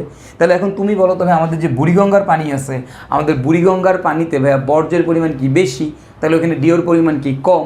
ওইখানে বর্জ্যের পরিমাণ এতই বেশি যে ওই জায়গাতে আমাদের ডিও টেন্ডস টু 0, অর্থাৎ ডিও অনেক কম। তো ডিও অনেক কম হওয়ার কারণে দেখো ওইখানে কোনো অক্সিজেনই নাই। তাহলে দেখো অক্সিজেন যদি না থাকে তাহলে জলজ প্রাণী কি ওই জায়গাতে বাঁচবে না। এই কারণে এই বুড়িগঙ্গার পানিতে দেখবা তুলনামূলকভাবে মাছ অনেক কম পাওয়া যায়। মাছ কেন কম পাওয়া যায়, কারণ এই বুড়িগঙ্গার পানি এতই ময়লা যে এখানে ডিজলভ অক্সিজেনের পরিমাণ অনেক কম। আর ডিজলভ অক্সিজেনের পরিমাণ কম হইলে অক্সিজেন নাই, তাহলে জীবন ধারণ করবে কিভাবে? তো দ্যাটস ওয়াই ওই জায়গাতে আমাদের মাছের পরিমাণও কি থাকে, অনেক কম থাকে। আর যেই পানিগুলো অনেক পরিষ্কার, পরিষ্কার পানিতে কি বলো তো ভাইয়া অক্সিজেনের পরিমাণ বেশি, তাহলে সেখানে মাছের পরিমাণও কী হবে, বেশি হবে, রাইট? ওকে ফাইন, তার মানে দেখো আমরা কি বুঝলাম, আমরা বুঝলাম যে ডিজলভ অক্সিজেনের সাথে আমাদের ময়লার কী ধরনের সম্পর্ক, ব্যস্তানুপাতিক সম্পর্ক। ওকে, তো আমরা যখন মাছ চাষ করে দেখবা, মাছ চাষ করার সময় কি করে, মাছ চাষ করার সময় তোমরা অনেকেই হয়তো খেয়াল করে দেখবা পটাশ দেয়। মাছ চাষ করার সময় দেখবা গোলাপি কালারের পটাশ ছিটায়। হ্যাঁ, এই পটাশ পানির মধ্যে দিলে কি হয়, দেখো এটা দিলে যেটা হয় সে হচ্ছে অক্সিজেন প্রডিউস করে। আমরা যে পটাশ বলি মানে KMnO4, সেটা পানির মধ্যে কি অক্সিজেন প্রডিউস করে, মানে ওই পানির মধ্যে অক্সিজেনের পরিমাণ বাড়ায় দেয়। তার মানে পানিটা কী হয় বলতে হবে, পানিটা হচ্ছে পরিষ্কার হয়ে যায়। আর পরিষ্কার পানিতে কি অক্সিজেনের পরিমাণ বেশি, তার মানে সেখানে কি মাছ চাষ করলে ওই মাছগুলো খুব ভালোভাবে জীবন ধারণ করতে পারবে। ওকে, তো এটা হচ্ছে আমাদের এই ডিজলভ অক্সিজেনের বাস্তবিক উদাহরণ। তো আমরা এখন হচ্ছে দেখব এই ডিজলভ অক্সিজেন কীভাবে শনাক্ত করা যায়, মানে একটা পানির মধ্যে অক্সিজেন আছে নাকি নাই এটা আমরা কীভাবে আইডেন্টিফাই করব। হ্যাঁ, তো সেটা কীভাবে আইডেন্টিফাই করব, আমরা ফার্স্টে যেটা করি এই ডিজলভ অক্সিজেন আছে কি না এটা বোঝার জন্য আমরা হচ্ছে MnOH2 এই যৌগটা যোগ করি। এই যৌগটা তুমি যোগ করবা, MnOH2 যোগ করবা। ওকে, তো তুমি যদি MnOH2 যোগ করো পানির মধ্যে এবং সেই পানির মধ্যে যদি অক্সিজেন থাকে, তাহলে এই অক্সিজেনটা এই MnOH2 সাথে বিক্রিয়া করে MnOOH2 এই যৌগটা তৈরি করে, যার কিনা হলুদ বা কমলা কালারের অধক্ষেপ পড়ে। তাহলে দেখো আমরা MnOH2 পানির মধ্যে যোগ করব। যদি এই পানির মধ্যে MnOH2 যোগ করার পর যদি দেখো যে হলুদ বা কমলা কালারের অধক্ষেপ পড়ছে, তার মানে সেখানে আমাদের অক্সিজেন আছে। আর যদি হলুদ বা কমলা কালারের অধক্ষেপ না পড়ে, তার মানে সেই জায়গাতে আমাদের অক্সিজেন নাই। ওকে ফাইন, তার মানে আমি এই অধক্ষেপ দেখে বুঝতে পারি আমার এখানে অক্সিজেন আছে নাকি নাই। এখন এই যে MnOH2 এই যৌগটা খেয়াল করো, এটা বাজারে কিনতে পাওয়া যায় না। তো এটাকে আমরা কি করি, পাত্রের মধ্যে ইনস্ট্যান্ট তৈরি করে নিই। এখন কিভাবে তুমি ইনস্ট্যান্ট তৈরি করতে পারো এটাকে, আমরা যেটা করি সেটা হচ্ছে পানির মধ্যে MnSO4 এবং হচ্ছে KOH যোগ করি। তো তুমি যদি MnSO4 আর KOH যোগ করো, এরা মিলে আমাদের কি তৈরি করে, MnOH2 পাত্রের মধ্যে ইনস্ট্যান্ট তৈরি করে, সেইটা গিয়ে পরবর্তীতে অক্সিজেনের সাথে বিক্রিয়া করে। তার মানে আমরা ডিরেক্টলি MnOH2 পাত্রের মধ্যে না দিয়ে আমরা কি দেই, আমরা দেই হচ্ছে MnSO4 আর দেই হচ্ছে KOH, এইটাকে হচ্ছে আমরা পাত্রের মধ্যে ঢেলে দিই। তারা বিক্রিয়া করে আমাদের পাত্রের মধ্যে কি তৈরি করে, আগে MnOH2 তৈরি করে, সেই MnOH2 অক্সিজেনরে খায়া তোমার কি করে MnOOH2 তৈরি করে, যার কিনা হলুদ বা কমলা কালারের অধক্ষেপ পড়ে। তো এটা দেখে আমরা কি করতে পারি, আমরা বুঝতে পারি আমাদের এখানে ডিজলভ অক্সিজেন আছে নাকি নাই। ক্লিয়ার? Okay fine. তো এখন এই জায়গাতে দেখো এখানে ম্যাঙ্গানিজের জারণ মান কত, তুমি যদি এই জায়গাতে জারণ মান বের করো, দেখো যে বাচ্চা কালারের যে জারণ মান আমরা যেভাবে বের করছিলাম ওইভাবে বের করলে দেখবে এর জারণ মান আসবে +2। তুমি যদি এইখানে ম্যাঙ্গানিজের জারণ মান বের করো তাহলে দেখবে এখানে জারণ মান আসবে +4। এই কারণে এই যৌগটাকে কি বলা হয় জানো, এটাকে বলা হয় ম্যাঙ্গানিজ 4 হাইড্রোক্সাইড, ওকে। অথবা এর আরেকটা নাম হচ্ছে, দেখো এতটুকু হচ্ছে ম্যাঙ্গানিজ অক্সাইড, আর ওইচ মানে কি ক্ষার, এই জন্য এর আরেকটা নাম হচ্ছে ক্ষারীয় ম্যাঙ্গানিজ অক্সাইড, ওকে। তাহলে দেখো এর আরেকটা একটা নাম কি, ক্ষারীয় ম্যাঙ্গানিজ অক্সাইড অথবা ম্যাঙ্গানিজ 4 হাইড্রোক্সাইড, ম্যাঙ্গানিজ 4 হাইড্রোক্সাইড, ওকে ফাইন। তাহলে দেখো আমরা এখান থেকে কি করলাম, আমরা হচ্ছে ডিও কীভাবে শনাক্ত করে সেটা দেখলাম। এখন আমরা দেখবো ডিও কীভাবে নির্ণয় করে। ভাই ডিও কীভাবে নির্ণয় করে, ডিও নির্ণয় করে হচ্ছে ভাই টাইট্রেশনের সাহায্যে। কার সাহায্যে? টাইট্রেশন। এখন এই টাইট্রেশনের সাহায্যে করে, কোন ধরনের টাইট্রেশন ভাইয়া? এটাকে আমরা বলি হচ্ছে জারণ বিজারণ টাইট্রেশন, জারণ বিজারণ টাইট্রেশন, ওকে। তো এখন এই কনসেপ্টটাও তোমরা খুব সহজেই বুঝতে পারবা যদি তোমরা পরিমাণগত রসায়ন ওই চ্যাপ্টারটা পড়ে আসো। তো যেহেতু আমরা পরিমাণগত রসায়ন একটু পরে দেখবো, সো তোমাদের প্যারানোর কোনো দরকার নেই। এখন আমি যে বিক্রিয়াগুলো লিখতেছি এগুলো তখন তোমরা খুব সহজেই বুঝে যাবা যে এই বিক্রিয়াগুলো কীভাবে হয়েছে বা কেন হয়েছে, ওকে। তো আমি জাস্ট বিক্রিয়াটা একটু তোমাদেরকে দেখাই দিই যে বিক্রিয়াটা আমাদের কি। তো বিক্রিয়াটা হচ্ছে, দেখো আগে একটু বুঝো, এইখানে যে MnOOH2 আছে, এই যে অদক্ষেপ পড়লো, এই যে অদক্ষেপ পড়লো MnOOH2, এটা কি একটা সলিড, রাইট? যেহেতু অদক্ষেপ পড়ছে তার মানে কি এটা একটা সলিড পদার্থ। এখন দেখো এই সলিডটাকে, এটা একটা ক্ষার, এটা কিন্তু তুমি বলতেছো এটা একটা ক্ষারীয় ম্যাঙ্গানিজ অক্সাইড, তার মানে একটা ক্ষার। কারণ ক্ষারকে আমি গলাবো, তো ক্ষারকে গলাতে গেলে আমার কী দেওয়া লাগবে ভাই? অ্যাসিড দেওয়া লাগবে। তো আমি এখানে কি করব, আমি হচ্ছে এই জায়গায় এই যে MnOOH2 যে আছে এটার সাথে আগে আমি এটাকে নিয়ে বিক্রিয়া করতে চাই, এই অদক্ষেপটা নিয়ে। তাহলে এই অদক্ষেপটার মধ্যে আমি কি দিব, আগে সালফিউরিক অ্যাসিড দিব, H2SO4 দিব। তো তুমি যদি এইখানে সালফিউরিক অ্যাসিড দাও তাহলে কি হয় দেখো, একটু বোঝার ট্রাই করো যে ম্যাঙ্গানিজ এখানে জারণ মান কত ম্যাঙ্গানিজের? +4। তো আগে একটু বোঝার ট্রাই করো, বিক্রিয়া কনসেপচুয়ালি বুঝলে না আমাদের ভালো লাগে। তো Mn এর জারণ মান কত? +4। তো এইটা একটা কি বিক্রিয়া? একটা অ্যাসিডের সাথে ক্ষারের বিক্রিয়া। তাহলে কি বিক্রিয়া? প্রশমন বিক্রিয়া। এখন মনে রাখবা প্রশমন বিক্রিয়া কিন্তু জারণ বিজারণ বিক্রিয়া না। প্রশমন বিক্রিয়া হচ্ছে একটা দ্বি-প্রতিস্থাপন বিক্রিয়া, আমরা 9-10 থাকতে পড়ছিলাম। তাহলে দেখো যেহেতু প্রশমন বিক্রিয়া জারণ বিজারণ বিক্রিয়া না, তাহলে এই ম্যাঙ্গানিজের জারণ মান কি চেঞ্জ হবে? না, এটা +4, তাহলে উৎপাদক কত হবে? +4ই হবে, ঠিক আছে। তো তাহলে দেখো তো এই ম্যাঙ্গানিজের সাথে কয়টা সালফেট ঢুকতে পারবে ম্যাঙ্গানিজের মধ্যে? এটা +4, তাহলে কয়টা সালফেট ঢুকবে? 2টা। তাহলে এখানে কত দেওয়া লাগবে? 2। তাহলে করলে কি আসে দেখো তো, MnSO4 2, ওকে। আমরা পাবো হচ্ছে MnSO4 2, আর এখানে উৎপাদ হিসেবে আমরা পাবো পানি, মানে আমরা 3 অণু পানি পাবো। তুমি সমতা করে দেখো, এখানে আমাদের 3 অণু পানি আসবে, ঠিক আছে, ওকে ফাইন। তো তাহলে এটা যদি আসে তাহলে এবার একটু খেয়াল করো, এই যে MnSO4 2 এর সাথে আমরা 2 অণু পটাশিয়াম আয়োডাইডের বিক্রিয়া করব। তো করলে এটা আমাদের একটা জারণ বিজারণ টাইট্রেশন বিক্রিয়া। তো এই পটাশিয়াম আয়োডাইড যদি তুমি বিক্রিয়া করো তাহলে এখান থেকে কি পাবা? এই Mn ছিল Mn4+ ছিল, +4 ছিল, এটা হয়ে যাবে এখন +2, তাহলে MnSO4 হবে। আর এখান থেকে আমি পাবো হচ্ছে আয়োডিন I2, আর পাবো হচ্ছে K2SO4। পরবর্তীতে যে I2টা উৎপন্ন হয়েছে সেই I2-র সাথে আমরা Na2S2O3 বিক্রিয়া দিব। তুমি যদি 2 অণু Na2S2O3 বিক্রিয়া দাও এখান থেকে, তাহলে আমরা এখান থেকে পাবো হচ্ছে Na2S4O6, আর পাবো 2 অণু সোডিয়াম আয়োডাইড, ওকে। তো এই যে লাস্টের যে 2টা বিক্রিয়া আমরা দেখতেছি, এই লাস্টের 2টা বিক্রিয়াকে কি বলা হয় জানো? লাস্টের এই 2টা বিক্রিয়াকে বলা হয় আয়োডোমিতি। কি বলা হয় বলো তো? আয়োডোমিতি বলা হয়, ওকে। এই আয়োডোমিতি কি, এগুলো আমরা পরিমাণগত রসায়ন পড়লেই আমরা বুঝতে পারবো আয়োডোমিতি কি। তো এইখানে যে জিনিসটা করা হয়, এই জায়গাতে আমরা এই সোডিয়াম থায়োসালফেটের পরিমাণ জানি। এই সোডিয়াম থায়োসালফেটের পরিমাণটা দেওয়া থাকে পরীক্ষায়, মানে প্রশ্নের মধ্যে আমাদের দেওয়া থাকে। এই সোডিয়াম থায়োসালফেটের পরিমাণ থেকে আমরা হচ্ছে এখানে এই অক্সিজেনের পরিমাণ নির্ণয় করি। এখানে এই সোডিয়াম থায়োসালফেটটা দেওয়া থাকে, এটা থেকে আমরা কী বের করি? এই অক্সিজেনের পরিমাণটা আমরা নির্ণয় করি, ওকে। তো এইখানে আমাদের স্টোইকিওমেট্রি ফর্মুলা বলে। তা আমি যদি ওই স্টোইকিওমেট্রি ফর্মুলাটা অ্যাপ্লাই করি, স্টোইকিওমেট্রি ফর্মুলা আমরা পরিমাণগত রসায়নে শিখব, সেখান থেকে দেখবা ক্যালকুলেশন করলে আলটিমেটলি এই জিনিসটা আমি লিখতে পারবো যে আমার এখানে দেখো তো কয় মোল সোডিয়াম থায়োসালফেট লাগতেছে? 2 মোল। তাহলে আমি লিখতে পারি 2 মোল Na2S2O3 ইজ ইকুইভ্যালেন্ট টু কয় মোল অক্সিজেনের জন্য? হাফ মোল O2। এটা আমরা লিখতে পারবো। কীভাবে লিখতে পারবো আশা করি এটা তোমরা ওই পরিমাণগত রসায়ন চ্যাপ্টারটা পড়লেই খুব সহজভাবে বুঝতে পারবা।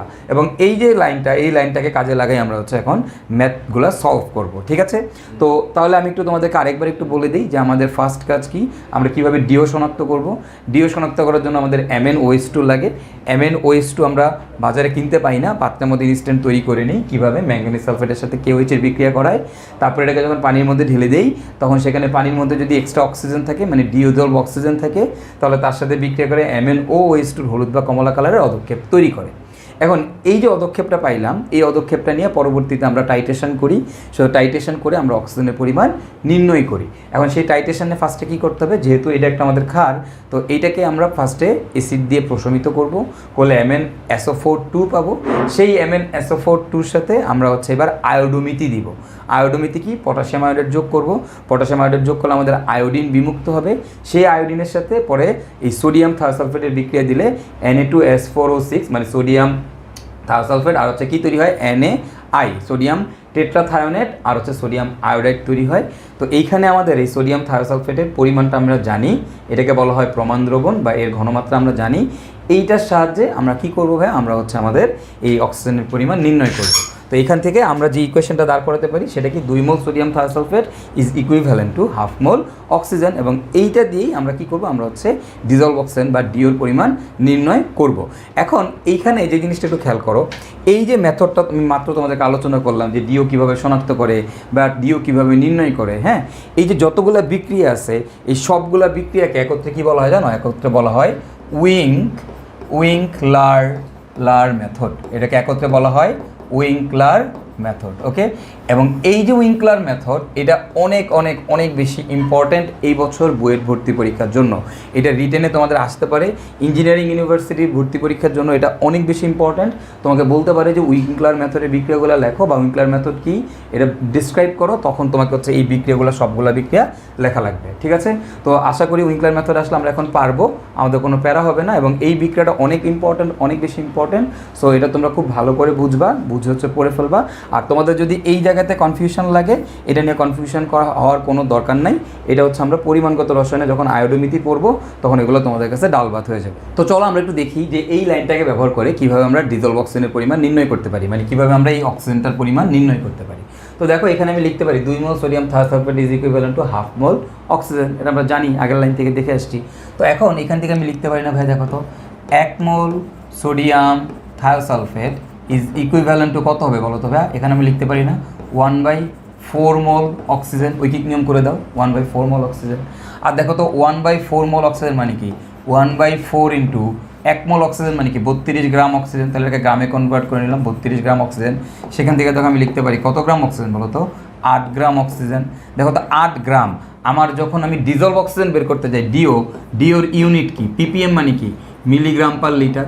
তার মানে কি আমার এটাকে মিলিগ্রামে নেওয়া লাগবে। তাহলে আমি এখান থেকে কত লিখতে পারি বলো তো ভাইয়া, 8000 মিলিগ্রাম অক্সিজেন, রাইট? এটা কয় মোল সোডিয়াম থায়োসালফেট ভাইয়া? 1 mole sodium thiosulphate is equivalent আমি লিখতে পারি 8000 মিলিগ্রাম অক্সিজেন। এখন তুমি বলো তো ভাইয়া, তাহলে 2 মোলের জন্য কত হবে, এইটা ইন্টু 2, বা 3 মোলের জন্য কত হবে, এইটা ইন্টু 3। তাহলে ভাই বলো তো n মোলের জন্য কত হবে, এইটা ইন্টু কত, n। আবার n ইকুয়াল টু তুমি কি জানো, s ইন্টু v। তাহলে তুমি বলো তো এই s ইন্টু v মোলের জন্য কত হবে, এই 8000 ইন্টু s ইন্টু v। তাহলে আমি লিখতে পারি s into v mole sodium thiosulphate is equivalent to 8000 into s into v milligram oxygen, right? তো এখন দেখো তুমি কিন্তু অক্সিজেনের ভর পেয়ে গেছো, তুমি ভর জানো, ওকে? এখন তোমাকে কি করতে হবে বলো তো ভাইয়া, এটাকে হচ্ছে মিলিগ্রাম পার লিটারে নিতে হবে।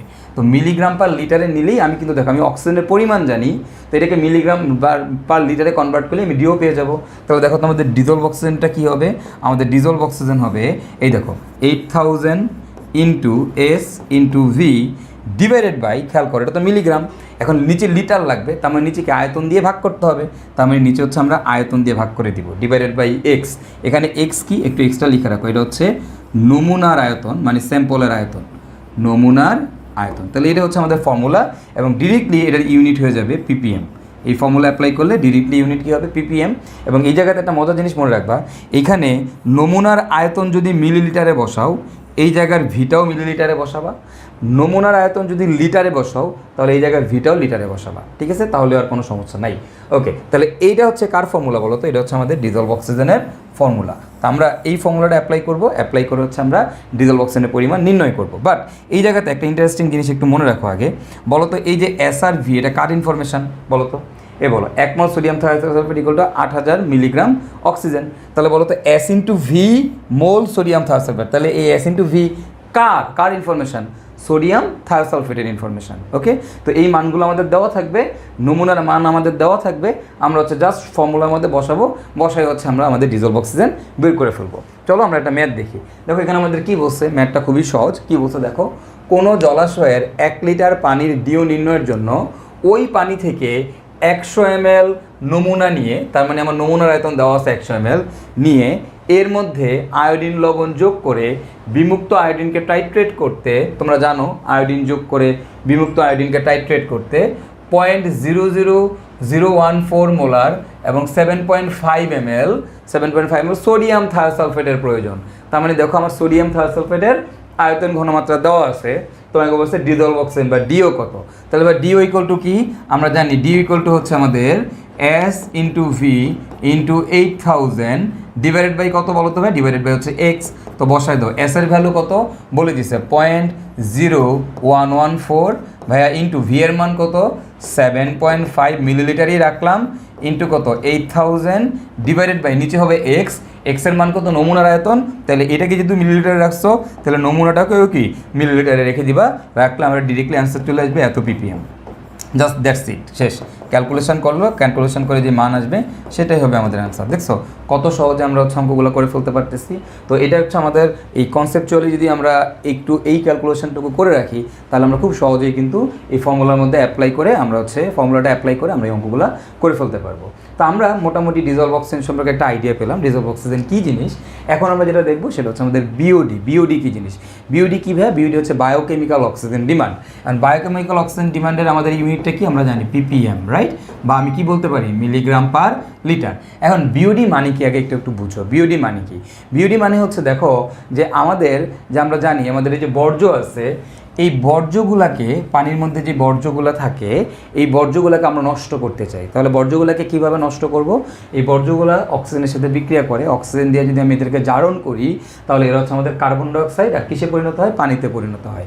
তো আমি ধরে নিলাম আমাদের A সংখ্যক কার্বন ডাইঅক্সাইড আর B সংখ্যক পানি উৎপন্ন হয়েছে, ঠিক আছে? তাহলে দেখো এই যে বর্জ্য বা ময়লা যে আছে, ময়লাগুলোকে নষ্ট করতে গেলে কোনো একটা পানিতে ময়লা আছে, ওই পানিকে তুমি নষ্ট করতে চাও, নষ্ট করতে গেলে কি হবে বলো তো ভাইয়া? নষ্ট করতে গেলে কাকে লাগবে? অক্সিজেনকে লাগবে। অক্সিজেন এই ময়লাগুলোকে নষ্ট করে কিসে পরিণত করবে? কার্বন ডাইঅক্সাইড আর কি পানিতে পরিণত করবে। বুঝতে পারছি কি না? এবং এই যে অক্সিজেন যে দরকার, এই অক্সিজেনটাকে কে ইউজ করে বেসিক্যালি জানো? কে ইউজ করে? এখানে বেসিক্যালি ইউজ করে হচ্ছে ব্যাকটেরিয়া। এই জায়গায় মেইন ভূমিকা পালন করে কে? মেইন ভূমিকা পালন করে হচ্ছে ব্যাকটেরিয়া। ওকে, ব্যাকটেরিয়া ময়লাগুলোকে নষ্ট করতে গেলে ব্যাকটেরিয়া কি করে? অক্সিজেনের সাহায্যে এই ময়লাগুলোকে নষ্ট করে কার্বন ডাইঅক্সাইড আর কি বলতো পানিতে পরিণত করে, ঠিক আছে? তাহলে এখন তুমি এই বিওডি মানে কি বুঝো? বিওডি মানে হচ্ছে এই ময়লাকে নষ্ট করতে ব্যাকটেরিয়ার যে পরিমাণ অক্সিজেন দরকার সেটা কি বলা হচ্ছে? বিওডি। তাহলে কি দেখো তো, ময়লা নষ্ট করতে ব্যাকটেরিয়ার যে পরিমাণ অক্সিজেন দরকার সেটাকে আমরা কি বলি? সেটাকে আমরা বলি হচ্ছে ভাইয়া বিওডি। ওকে, তাহলে এখন দেখো ময়লা নষ্ট করতে ব্যাকটেরিয়ার যে পরিমাণ অক্সিজেন দরকার সেটা কি বলা হয়? বিওডি। তাহলে এখন তুমি বলো তো, ময়লা যদি বেশি হয় তাহলে অক্সিজেন কি বেশি দরকার না কম দরকার? বেশি দরকার, রাইট? এবং দেখো এই ময়লা যত বেশি হবে সেটাকে জারিত আমার কী হবে? অক্সিজেনের পরিমাণও কী হবে? তত বেশি হবে। মানে কি ময়লা যত বেশি, ওই বেশি ময়লাকে নষ্ট করতে গেলে কি আমার ব্যাকটেরিয়ার বেশি পরিমাণ অক্সিজেন লাগবে, আর এই অক্সিজেনটাকে আমরা কি বলি? বিওডি বলি।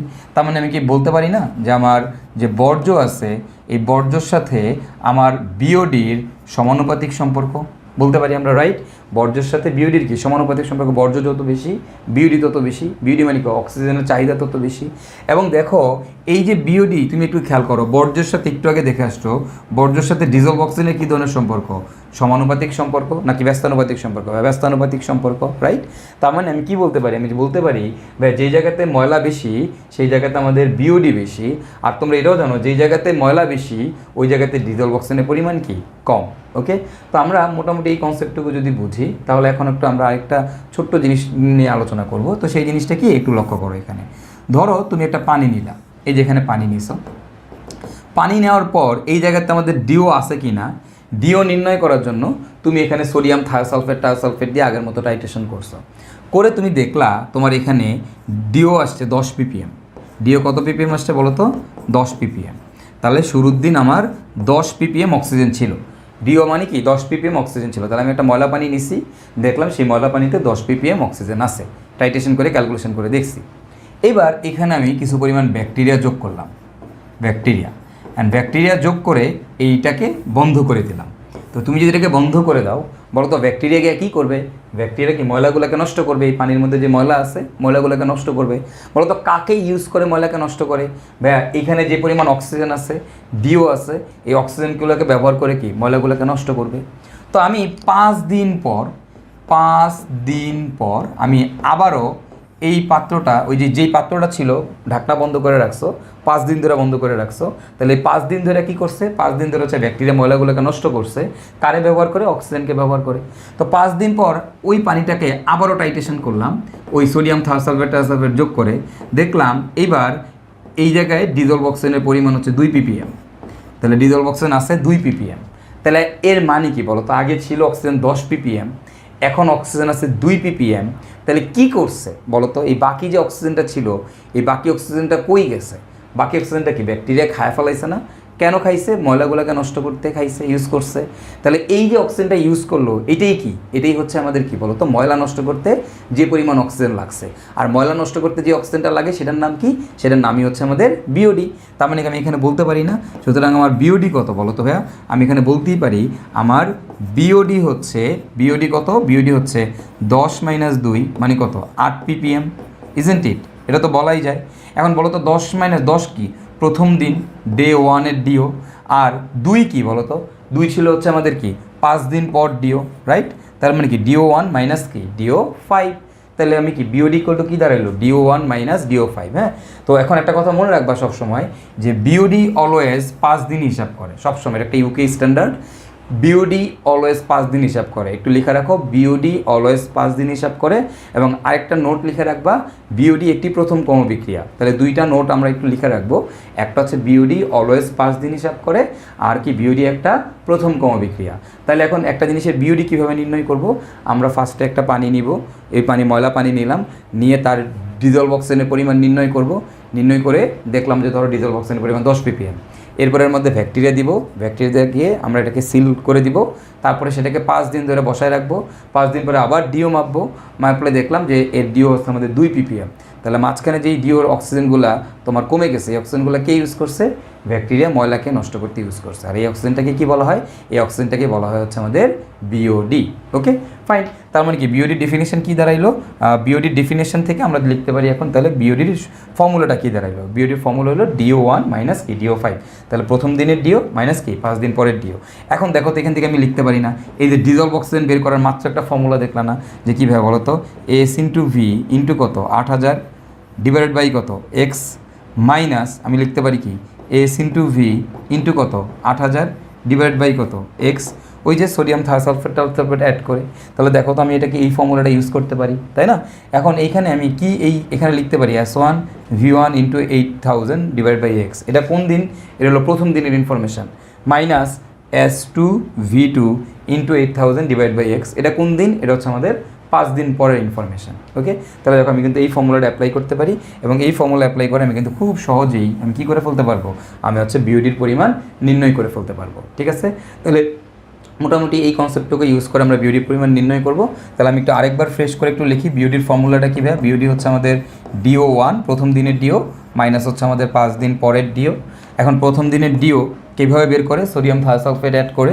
তো সেটার জন্য ফর্মুলা কি, S into V into 8000 divided by X minus S into V into 8000 divided by কী বলো তো এক্স। ওকে, এখানে লিখবো S1V1, এটাতে লিখতে পারো S2V2 অথবা S5V5, 5 দিন পর যেহেতু তোমার ইচ্ছা একটা দিলেই হবে। এখানে এক্স কি তোমরা জানো, এক্স হচ্ছে নমুনার আয়তন, দ্যাটস ইট। তো চলো এবার আমরা একটা ম্যাথ করি, এখান থেকে ম্যাথ করে জিনিসটা বোঝার চেষ্টা করি। দেখো তোমাকে কি বলছে, 50 ml পানির ডিও নির্ণয় করতে দেখা গেল 30 ml 0.1 মোলার সোডিয়াম থায়োসালফেটের প্রয়োজন, অর্থাৎ প্রথম দিনের সোডিয়াম থায়োসালফেটের প্রয়োজন কত সেটা বলে দিল। এবার বলছে ব্যাকটেরিয়া যোগ করার 5 দিন পর, মানে ব্যাকটেরিয়া যোগ করছো, তারপরে 5 দিন পর ডিও নির্ণয় করতে গিয়ে দেখা গেল 9 ml 0.012 মোলার সোডিয়াম থায়োসালফেটের প্রয়োজন। বিউডি কত, খুবই সহজ, খুবই সহজ। বিউডি কত বের করতে বলছে, তার মানে বিউডি ইকুয়াল টু কী হবে, বিউডি ইকুয়াল টু হবে, আমরা কোন ফর্মুলার অ্যাপ্লাই করবো, S1V1 ইন্টু 8000 ডিভাইডেড বাই কত এক্স মাইনাস S2V2 ইন্টু কত 8000 ডিভাইডেড বাই কত এক্স। তাহলে এখন দেখো S1 এর ভ্যালু কত, ওই যে দেখো 30 ইন্টু হচ্ছে কত বলো তো 0.1 ইন্টু 8000 ডিভাইডেড বাই বলো তো নমুনার আয়তন কত বলে দিতে 50 ml পানি, তাহলে 50 মাইনাস S2V2 কত, এখানে হবে 9 into 0.012 into 8000 divided by X, এক্সের মান কত 50। ক্যালকুলেশন করো, করলেই আমার এখান থেকে বিউডি চলে আসবে। একক কী হবে, একক হবে ppm। So that will be hour answer. খুবই সহজ একটা ম্যাথ। ওকে, তো এখানে একটা জিনিস একটু লক্ষ্য করো, বলো তো প্রথম দিনের জন্য, প্রথম দিনে আমাদের অক্সিজেনের পরিমাণ বেশি থাকে না কম থাকে, বেশি থাকে। তাহলে প্রথম দিন আমার কি এই সোডিয়াম থায়োসালফেট বেশি লাগবে না কম লাগবে, অবশ্যই বেশি লাগবে। এই জন্য দেখো 30 ml 0.1 মোলার। আর লাস্টের দিন আমাদের বলো তো এই যে সোডিয়াম থায়োসালফেটের পরিমাণ অবশ্যই কি লাস্টের দিন আমাদের অক্সিজেনের পরিমাণ কি কম থাকে। তাহলে ওটাকে টাইট্রেশন করতে গেলে, ওই কম পরিমাণ অক্সিজেনকে টাইট্রেশন করতে গেলে আমার কি সোডিয়াম থায়োসালফেটেও কি লাগবে, কম লাগবে।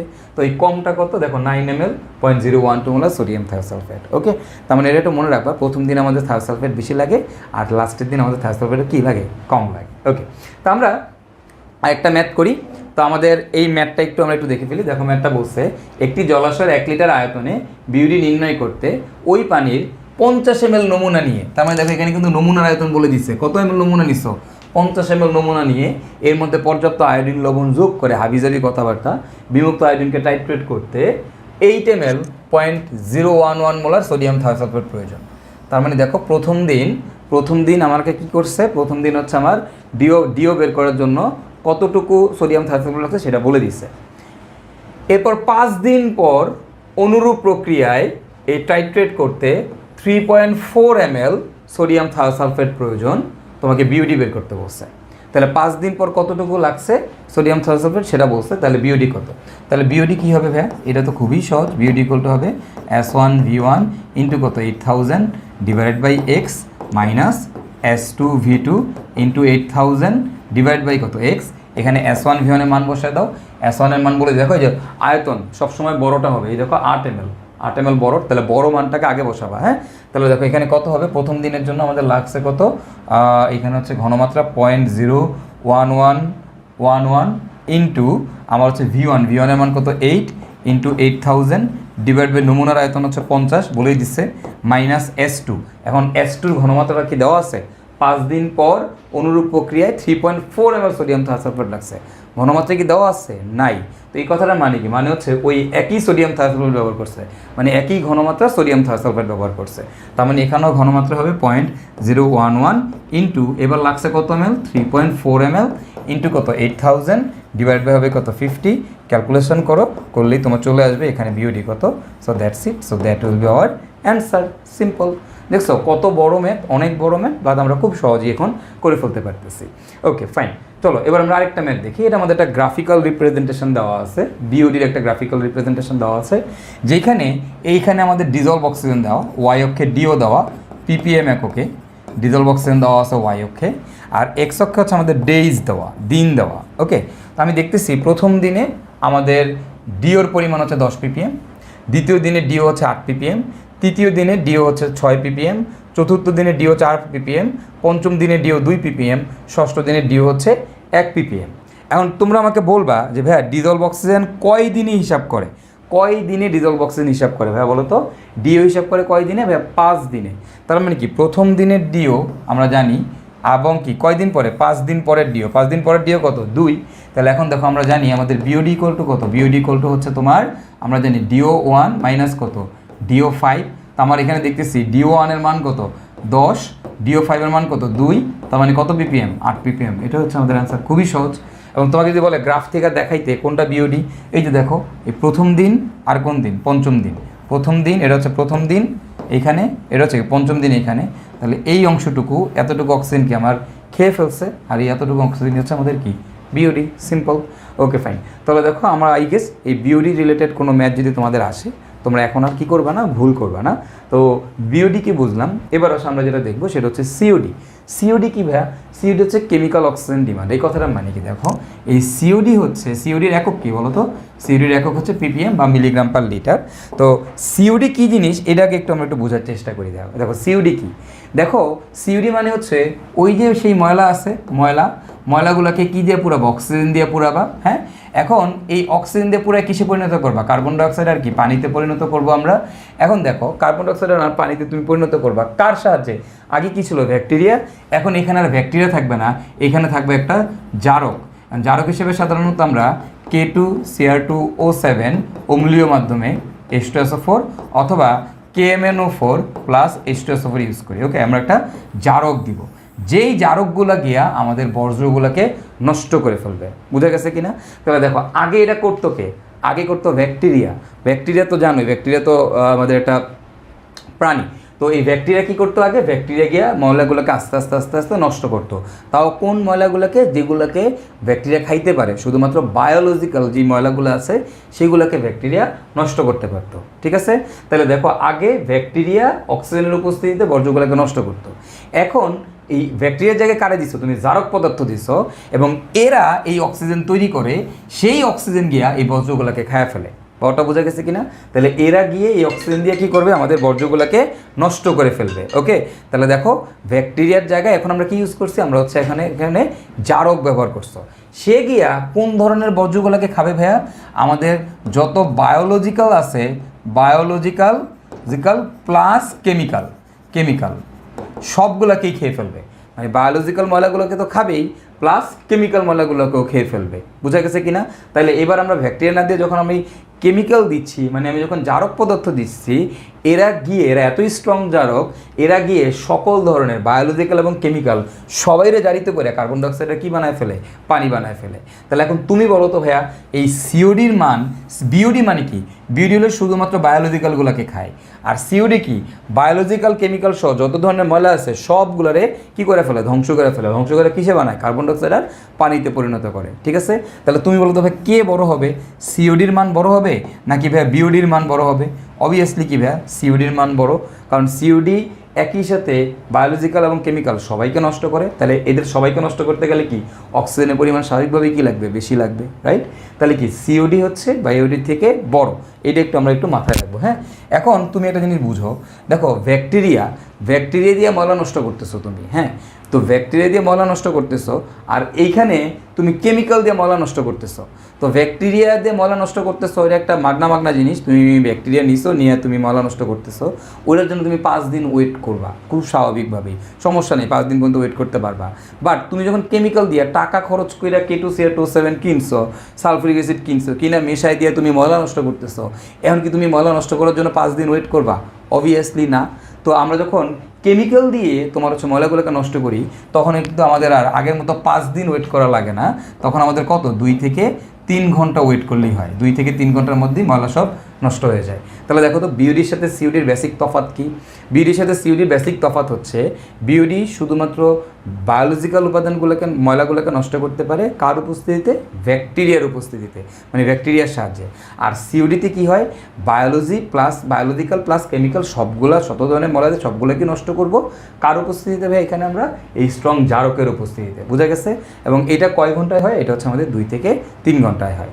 তো তাহলে এইটাই হচ্ছে বেসিক ডিফারেন্স বিওডি আর সিওডির মধ্যে। এখন ভাই তাহলে সিওডির অঙ্ক করার ফর্মুলাটা কি ভাইয়া?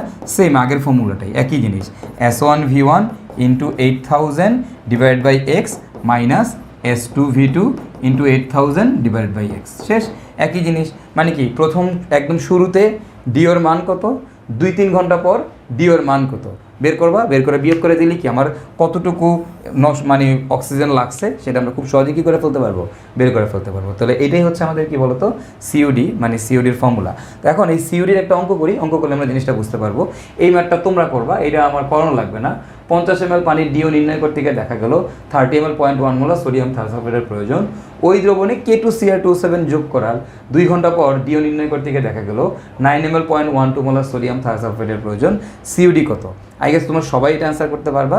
তো এটা আমার করানো লাগবে না, একই সেম জিনিস, সেম ফর্মুলা, জাস্ট ফর্মুলার মধ্যে বসাই দাও, বসাই দিলে হচ্ছে আমাদের ম্যাথটা আমরা করে ফেলতে পারবো। তো আমরা সিওডির আরেকটা ম্যাথ দেখি। দেখো আমাদের এখানে সিওডি যে ম্যাথটা দেওয়া আছে 12 ml নমুনা দ্রবণে, তার মানে নমুনার আয়তন দেওয়া আছে 12 ml নমুনা দ্রবণে। তো তোমার এই সিওডির ম্যাথ মানে এইটা তুমি যদি বুঝতে যাও, বুঝতে গেলে জিনিসটা একটু প্যারা, মানে বেশ কনসেপচুয়াল একটা জিনিস।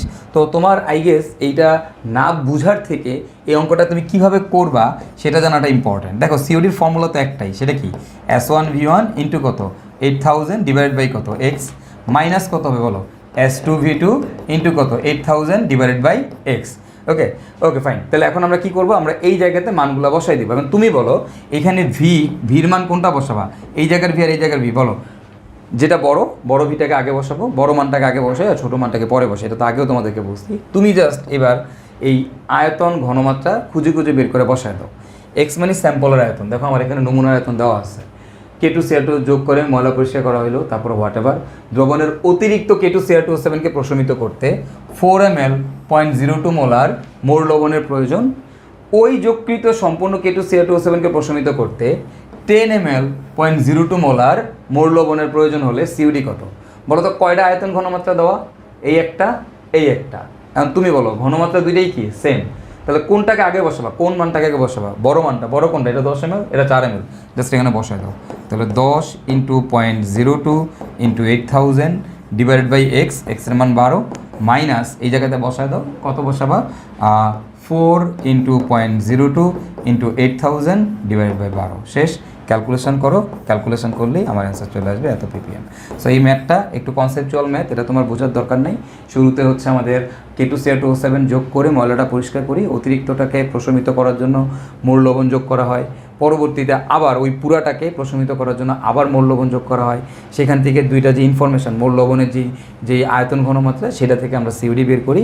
তো এগুলার এটা তোমাদের আপাতত তোমাদের না বুঝলেও হবে, জারণ বিজারণ যখন তোমরা করবা তখন এই কনসেপ্টগুলো অটোমেটিক্যালি তোমরা শিখে যাবে, কোনো সমস্যা নেই। ওকে, তো তুমি অঙ্কটা কীভাবে করতে হবে আগে একটু বুঝো, জাস্ট মান বাইর করে সূত্রের মধ্যে বসাই দিবা। সূত্র একটাই, এই সূত্রের মধ্যে মান বসানোটা ইম্পর্ট্যান্ট। হ্যাঁ ওকে, আর মোর লবণ কী জিনিস এটা একটু বুঝো। মোর লবণের সংকেত আমাদের পরীক্ষায় আসতে পারে।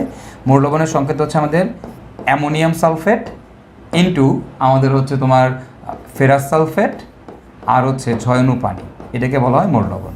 ওকে, তো তোমাকে যদি বলে মোর লবণের সংকেত লিখো তাহলে এটা হচ্ছে আমাদের মোর লবণ। ক্লিয়ার?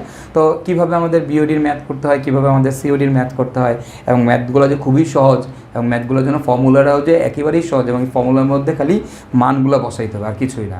তো এই জিনিসগুলো কিন্তু আমরা মোটামুটি সবাই আয়ত্ত করে ফেলতে পারছি। তো আই গেস খরতা বিওডি সিওডির যে ম্যাথ আছে এগুলো তোমাদের আর প্রবলেম হবে না। আমরা এখন টিডিএস নিয়ে আলোচনা করব। তো টিডিএস এর ইউনিট হচ্ছে ppm, আর টিডিএস মানে কি ভাই, টিডিএস মানে হচ্ছে টোটাল ডিজলভ সলিড। তো এই টোটাল ডিজলভ সলিড জিনিসটা কি একটু বোঝার চেষ্টা করো। সেটা হচ্ছে আমরা যে পানি খাই বা যে পানি নিয়ে আমরা কাজ করি সেই পানির মধ্যে বিভিন্ন ধাতুর লবণ থাকে, এবং এই লবণগুলো সাধারণত সলিড হয়। তো পানির মধ্যে সর্বমোট কি পরিমাণ সলিড লবণ আছে ওইটার যে কাউন্ট, ওইটার যে হিসাব, সেটাকেই বলা হয় হচ্ছে তোমার টিডিএস। তো এরকম এই বিভিন্ন ভারী ধাতুকে, যেমন mercury, cadmium, lead, nickel, sodium, copper, cobalt, এরকম আরও যে ধাতুগুলো আছে এই ধাতুগুলোর এই ক্যাটায়নের সাথে ক্লোরাইড, সালফেট, ফসফেট বা আরও অ্যানায়ন যেগুলো আছে এগুলো মিলে আমাদের এই সলিড লবণ তৈরি করে, যেই লবণগুলো কিনা আমার পানির মধ্যে থাকে। এখন সেই লবণগুলো কী পরিমাণে আছে সেটার হিসাবটা কি বলা হয়, কি বলতো, টোটাল ডিজলভ সলিড। এখন এই লবণগুলো পানির মধ্যে যদি বেশি পরিমাণে থাকে এটা কিন্তু পানির জন্য ভালো না, এটা হচ্ছে পানির জন্য খারাপ। এবং এই টিডিএসের জন্য WHO কর্তৃক একটা ফিক্সড ভ্যালু আছে, ভ্যালুটা কত বলতো, গ্রহণযোগ্য মাত্রা হচ্ছে 500 ppm বা এর কম। 500 ppm এর বেশি হলে সাধারণত সেটাকে আমরা গ্রহণ করি না। তবে ইন্ডাস্ট্রির জন্য এই লিমিটটা কিন্তু 1500 ppm পর্যন্ত, মানে ইন্ডাস্ট্রির জন্য, মানে শিল্প কারখানার জন্য যেই পানি ব্যবহার করবা সেখানে সর্বোচ্চ 1500 ppm পর্যন্ত পানিকে WHO কর্তৃক অ্যালাউ করা হয়। আর এমনিতে সাধারণত 1000 উপরে যদি তোমার ppm হয়, 1000 ppm 1000 ppm-এর উপরে যদি চলে যায় টিডিএসের মান, তাহলে কিন্তু সেই পানিটাকে আমরা ইউজুয়ালি গ্রহণ করি না সাধারণ ক্ষেত্রে। তবে ইন্ডাস্ট্রির ক্ষেত্রে ম্যাক্সিমাম ভ্যালুটা 1500 পর্যন্ত লিমিট দেওয়া আছে। ওকে, তো এখন একটু খেয়াল করো, এই যে টিডিএস, এই টিডিএস বেশি হলে কি হয়? টিডিএস যে জিনিসটা হচ্ছে, টিডিএস বেশি হলে এরকম সলিড লবণের পরিমাণ যদি পানির মধ্যে বেশি থাকে, তাহলে সেটা কিন্তু আমাদের উদ্ভিদের জন্য খুবই হার্মফুল, সেটা ইভেন মানব শরীরের জন্য অনেক বেশি হার্মফুল। কারণ এই যে ভারী ধাতুগুলো আছে, এগুলো এমনিতেই আমাদের মানব শরীরের জন্য অনেক বেশি ক্ষতিকর। এবং এছাড়াও টিডিএস বেশি হলে যেটা হয়, টিডিএস যত বেশি হবে পানির স্বাদ তত কম হয়। ওকে, তো মনে রাখবা, টিডিএস যত বেশি পানির স্বাদ তত কম, তার মানে কি দেখো তো, পানির স্বাদ কার উপর ডিপেন্ড করে? পানির স্বাদ হচ্ছে আমাদের টিডিএসের উপর ডিপেন্ড করে। টিডিএস যত বেশি হবে ওই পানির টেস্ট তত কম হবে। যেমন তোমাদেরকে একটা প্র্যাকটিক্যাল এক্সাম্পল দিই, তাহলে তোমরা বুঝতে পারবা। তোমরা তো পানির বোতল, মিনারেল ওয়াটার তোমরা সবাই দেখছো। এই মিনারেল ওয়াটারের বোতলের লাস্টে মানে পিছনের দিকে তুমি দেখবে এটার উপাদান দেওয়া থাকে, সেখানে দেখবা এই ভ্যালুগুলো কিন্তু দেওয়া থাকে। হ্যাঁ, টিডিএসের মান কত। যেমন তুমি যদি প্রাণের পানি নাও, প্রাণের পানি নিয়ে দেখবা প্রাণের পানির টিডিএস কত থাকবে জানো? এটা টিডিএস হচ্ছে তোমার এরকম থাকে যে তোমার less than or equal 500 ppm থাকে। ওকে, 500 ppm দেখো, তাহলে প্রাণের পানির টিডিএস কত? Less than or equal 500 ppm। তারপর তুমি যখন মাম পানি নিবা, মামের ক্ষেত্রে দেখবা মামের টিডিএসের মান কত, এটা দেখবা তোমার হচ্ছে এটার মান হবে লেস দেন অর ইকুয়াল মামের পানির টিডিএসটা কত হবে? টিডিএসটা হবে লেস দেন অর ইকুয়াল তোমার হচ্ছে 200 ppm। তাহলে বলো তো কোন পানিটা খেতে মজা লাগবে? প্রাণের পানিটা খেতে মজা লাগবে নাকি হচ্ছে মাম খেতে মজা লাগবে? অবভিয়াসলি মাম খেতে মজা লাগবে। তো প্রাণের তুলনায় মাম বেশ ভালো। এবং মার্কেটে দেখবা নতুন দুইটা পানি আসছে, একটা হচ্ছে অ্যাকুয়াফিনা আর একটা হচ্ছে তোমার কিনলে, রাইট? একটা অ্যাকুয়াফিনা একটা কিনলে। এই যে কিনলে বা অ্যাকুয়াফিনা, এদের টিডিএস কত? এদের টিডিএস তুমি দেখবা এই দুইটার ক্ষেত্রেই টিডিএসের মান পিছনে দেখবা দেওয়া থাকে less than or equal 50 ppm, এরকম দেওয়া থাকে less than or equal 50 ppm। ওকে, তো তার মানে কি দেখো, এই পানিগুলো কিন্তু আরও ভালো, মানে এই পানিগুলো আরও ভালো। অ্যাকুয়াফিনা, কিনলে আরও ভালো পানি, এদের টেস্ট আরও বেটার কার তুলনায়? মাম এবং প্রাণের তুলনায়। ঠিক আছে, তার মানে আমরা কি দেখলাম? আমরা দেখলাম হচ্ছে আমাদের টিডিএসের মান যত কম হয় ওই পানির স্বাদ তত কী হয়? ভালো হয়, রাইট?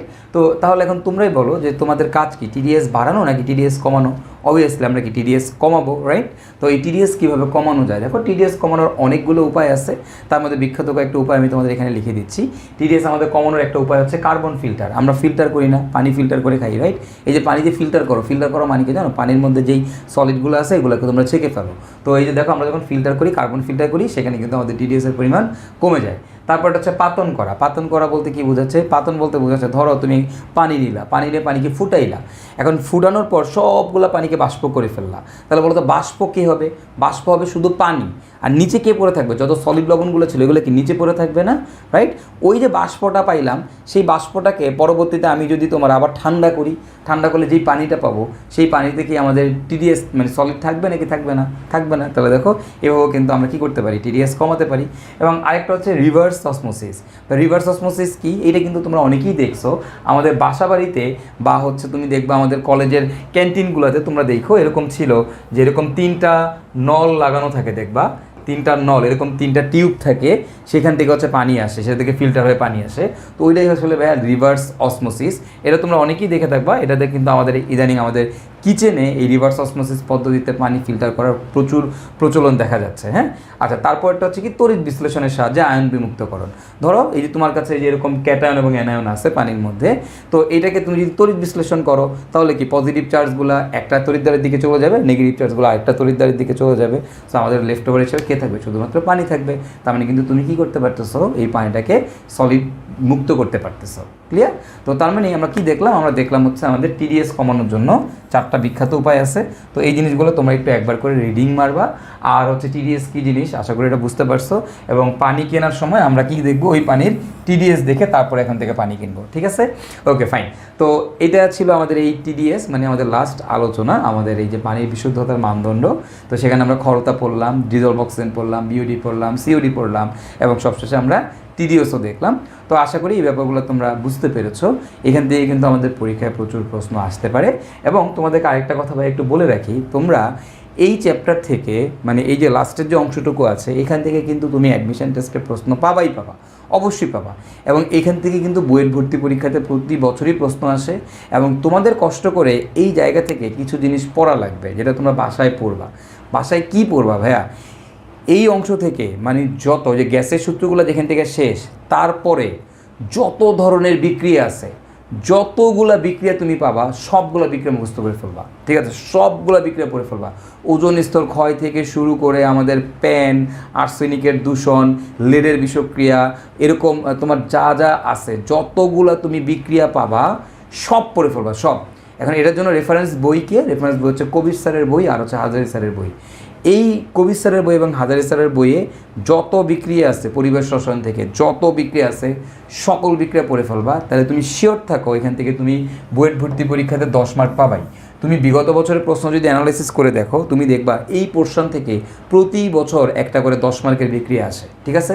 তাহলে আমরা কি করব? আমরা হচ্ছে এই বিউডি সিউডির ম্যাথ তো করবোই, করার পাশাপাশি এই অংশ থেকে যে বিক্রিয়া আছে এই বিক্রিয়াগুলো কিন্তু আমরা পড়ে ফেলবো। সবাই নোট করে সুন্দর মতো করে এই সবগুলো বিক্রিয়া তোমরা উঠায় রাখবা। এটা অনেক অনেক অনেক বেশি ইম্পর্ট্যান্ট আমাদের বুয়েট ভর্তি পরীক্ষার জন্য। ওকে, সো আই গেস এই টপিক থেকে তোমাদের আর কোনো সমস্যা হবে না। তো এই বিক্রিয়াগুলো যদি তোমরা পড়ে ফেলো, তোমরা যদি আমাদের গ্যাসের সূত্রের যে কনসেপ্টগুলো পাঠ্যদের যে ক্লাস নিচ্ছে সেই ক্লাসটা যদি তোমরা ভালো মতো করো, ওই কনসেপ্টগুলো যদি তোমাদের ক্লিয়ার থাকে, এবং আমি তোমাদেরকে বিউডি সিডির যে ক্লাসগুলো নিলাম এই কনসেপ্টটুকু যদি তোমাদের ক্লিয়ার থাকে এবং তোমরা যদি কষ্ট করে বিক্রিয়াগুলো পড়ো, তাহলে ইনশাল্লাহ তোমরা কেউ আর এই টপিকে আটকাবা না। পরিবেশ রসায়ন থেকে সাধারণত ভর্তি পরীক্ষাতে, বুয়েট ভর্তি পরীক্ষাতে প্রায় 20 মার্কের মতো প্রশ্ন আসে, 20 থেকে 30 মার্ক। আশা করি তোমরা সেই 20 থেকে 30 মার্ক কনফার্ম করে আসতে পারবা। আর ভার্সিটিতে যে এমসিকিউগুলো আসে সেগুলো তো তোমরা পারবাই, এটা তো বলারই অপেক্ষা রাখে না।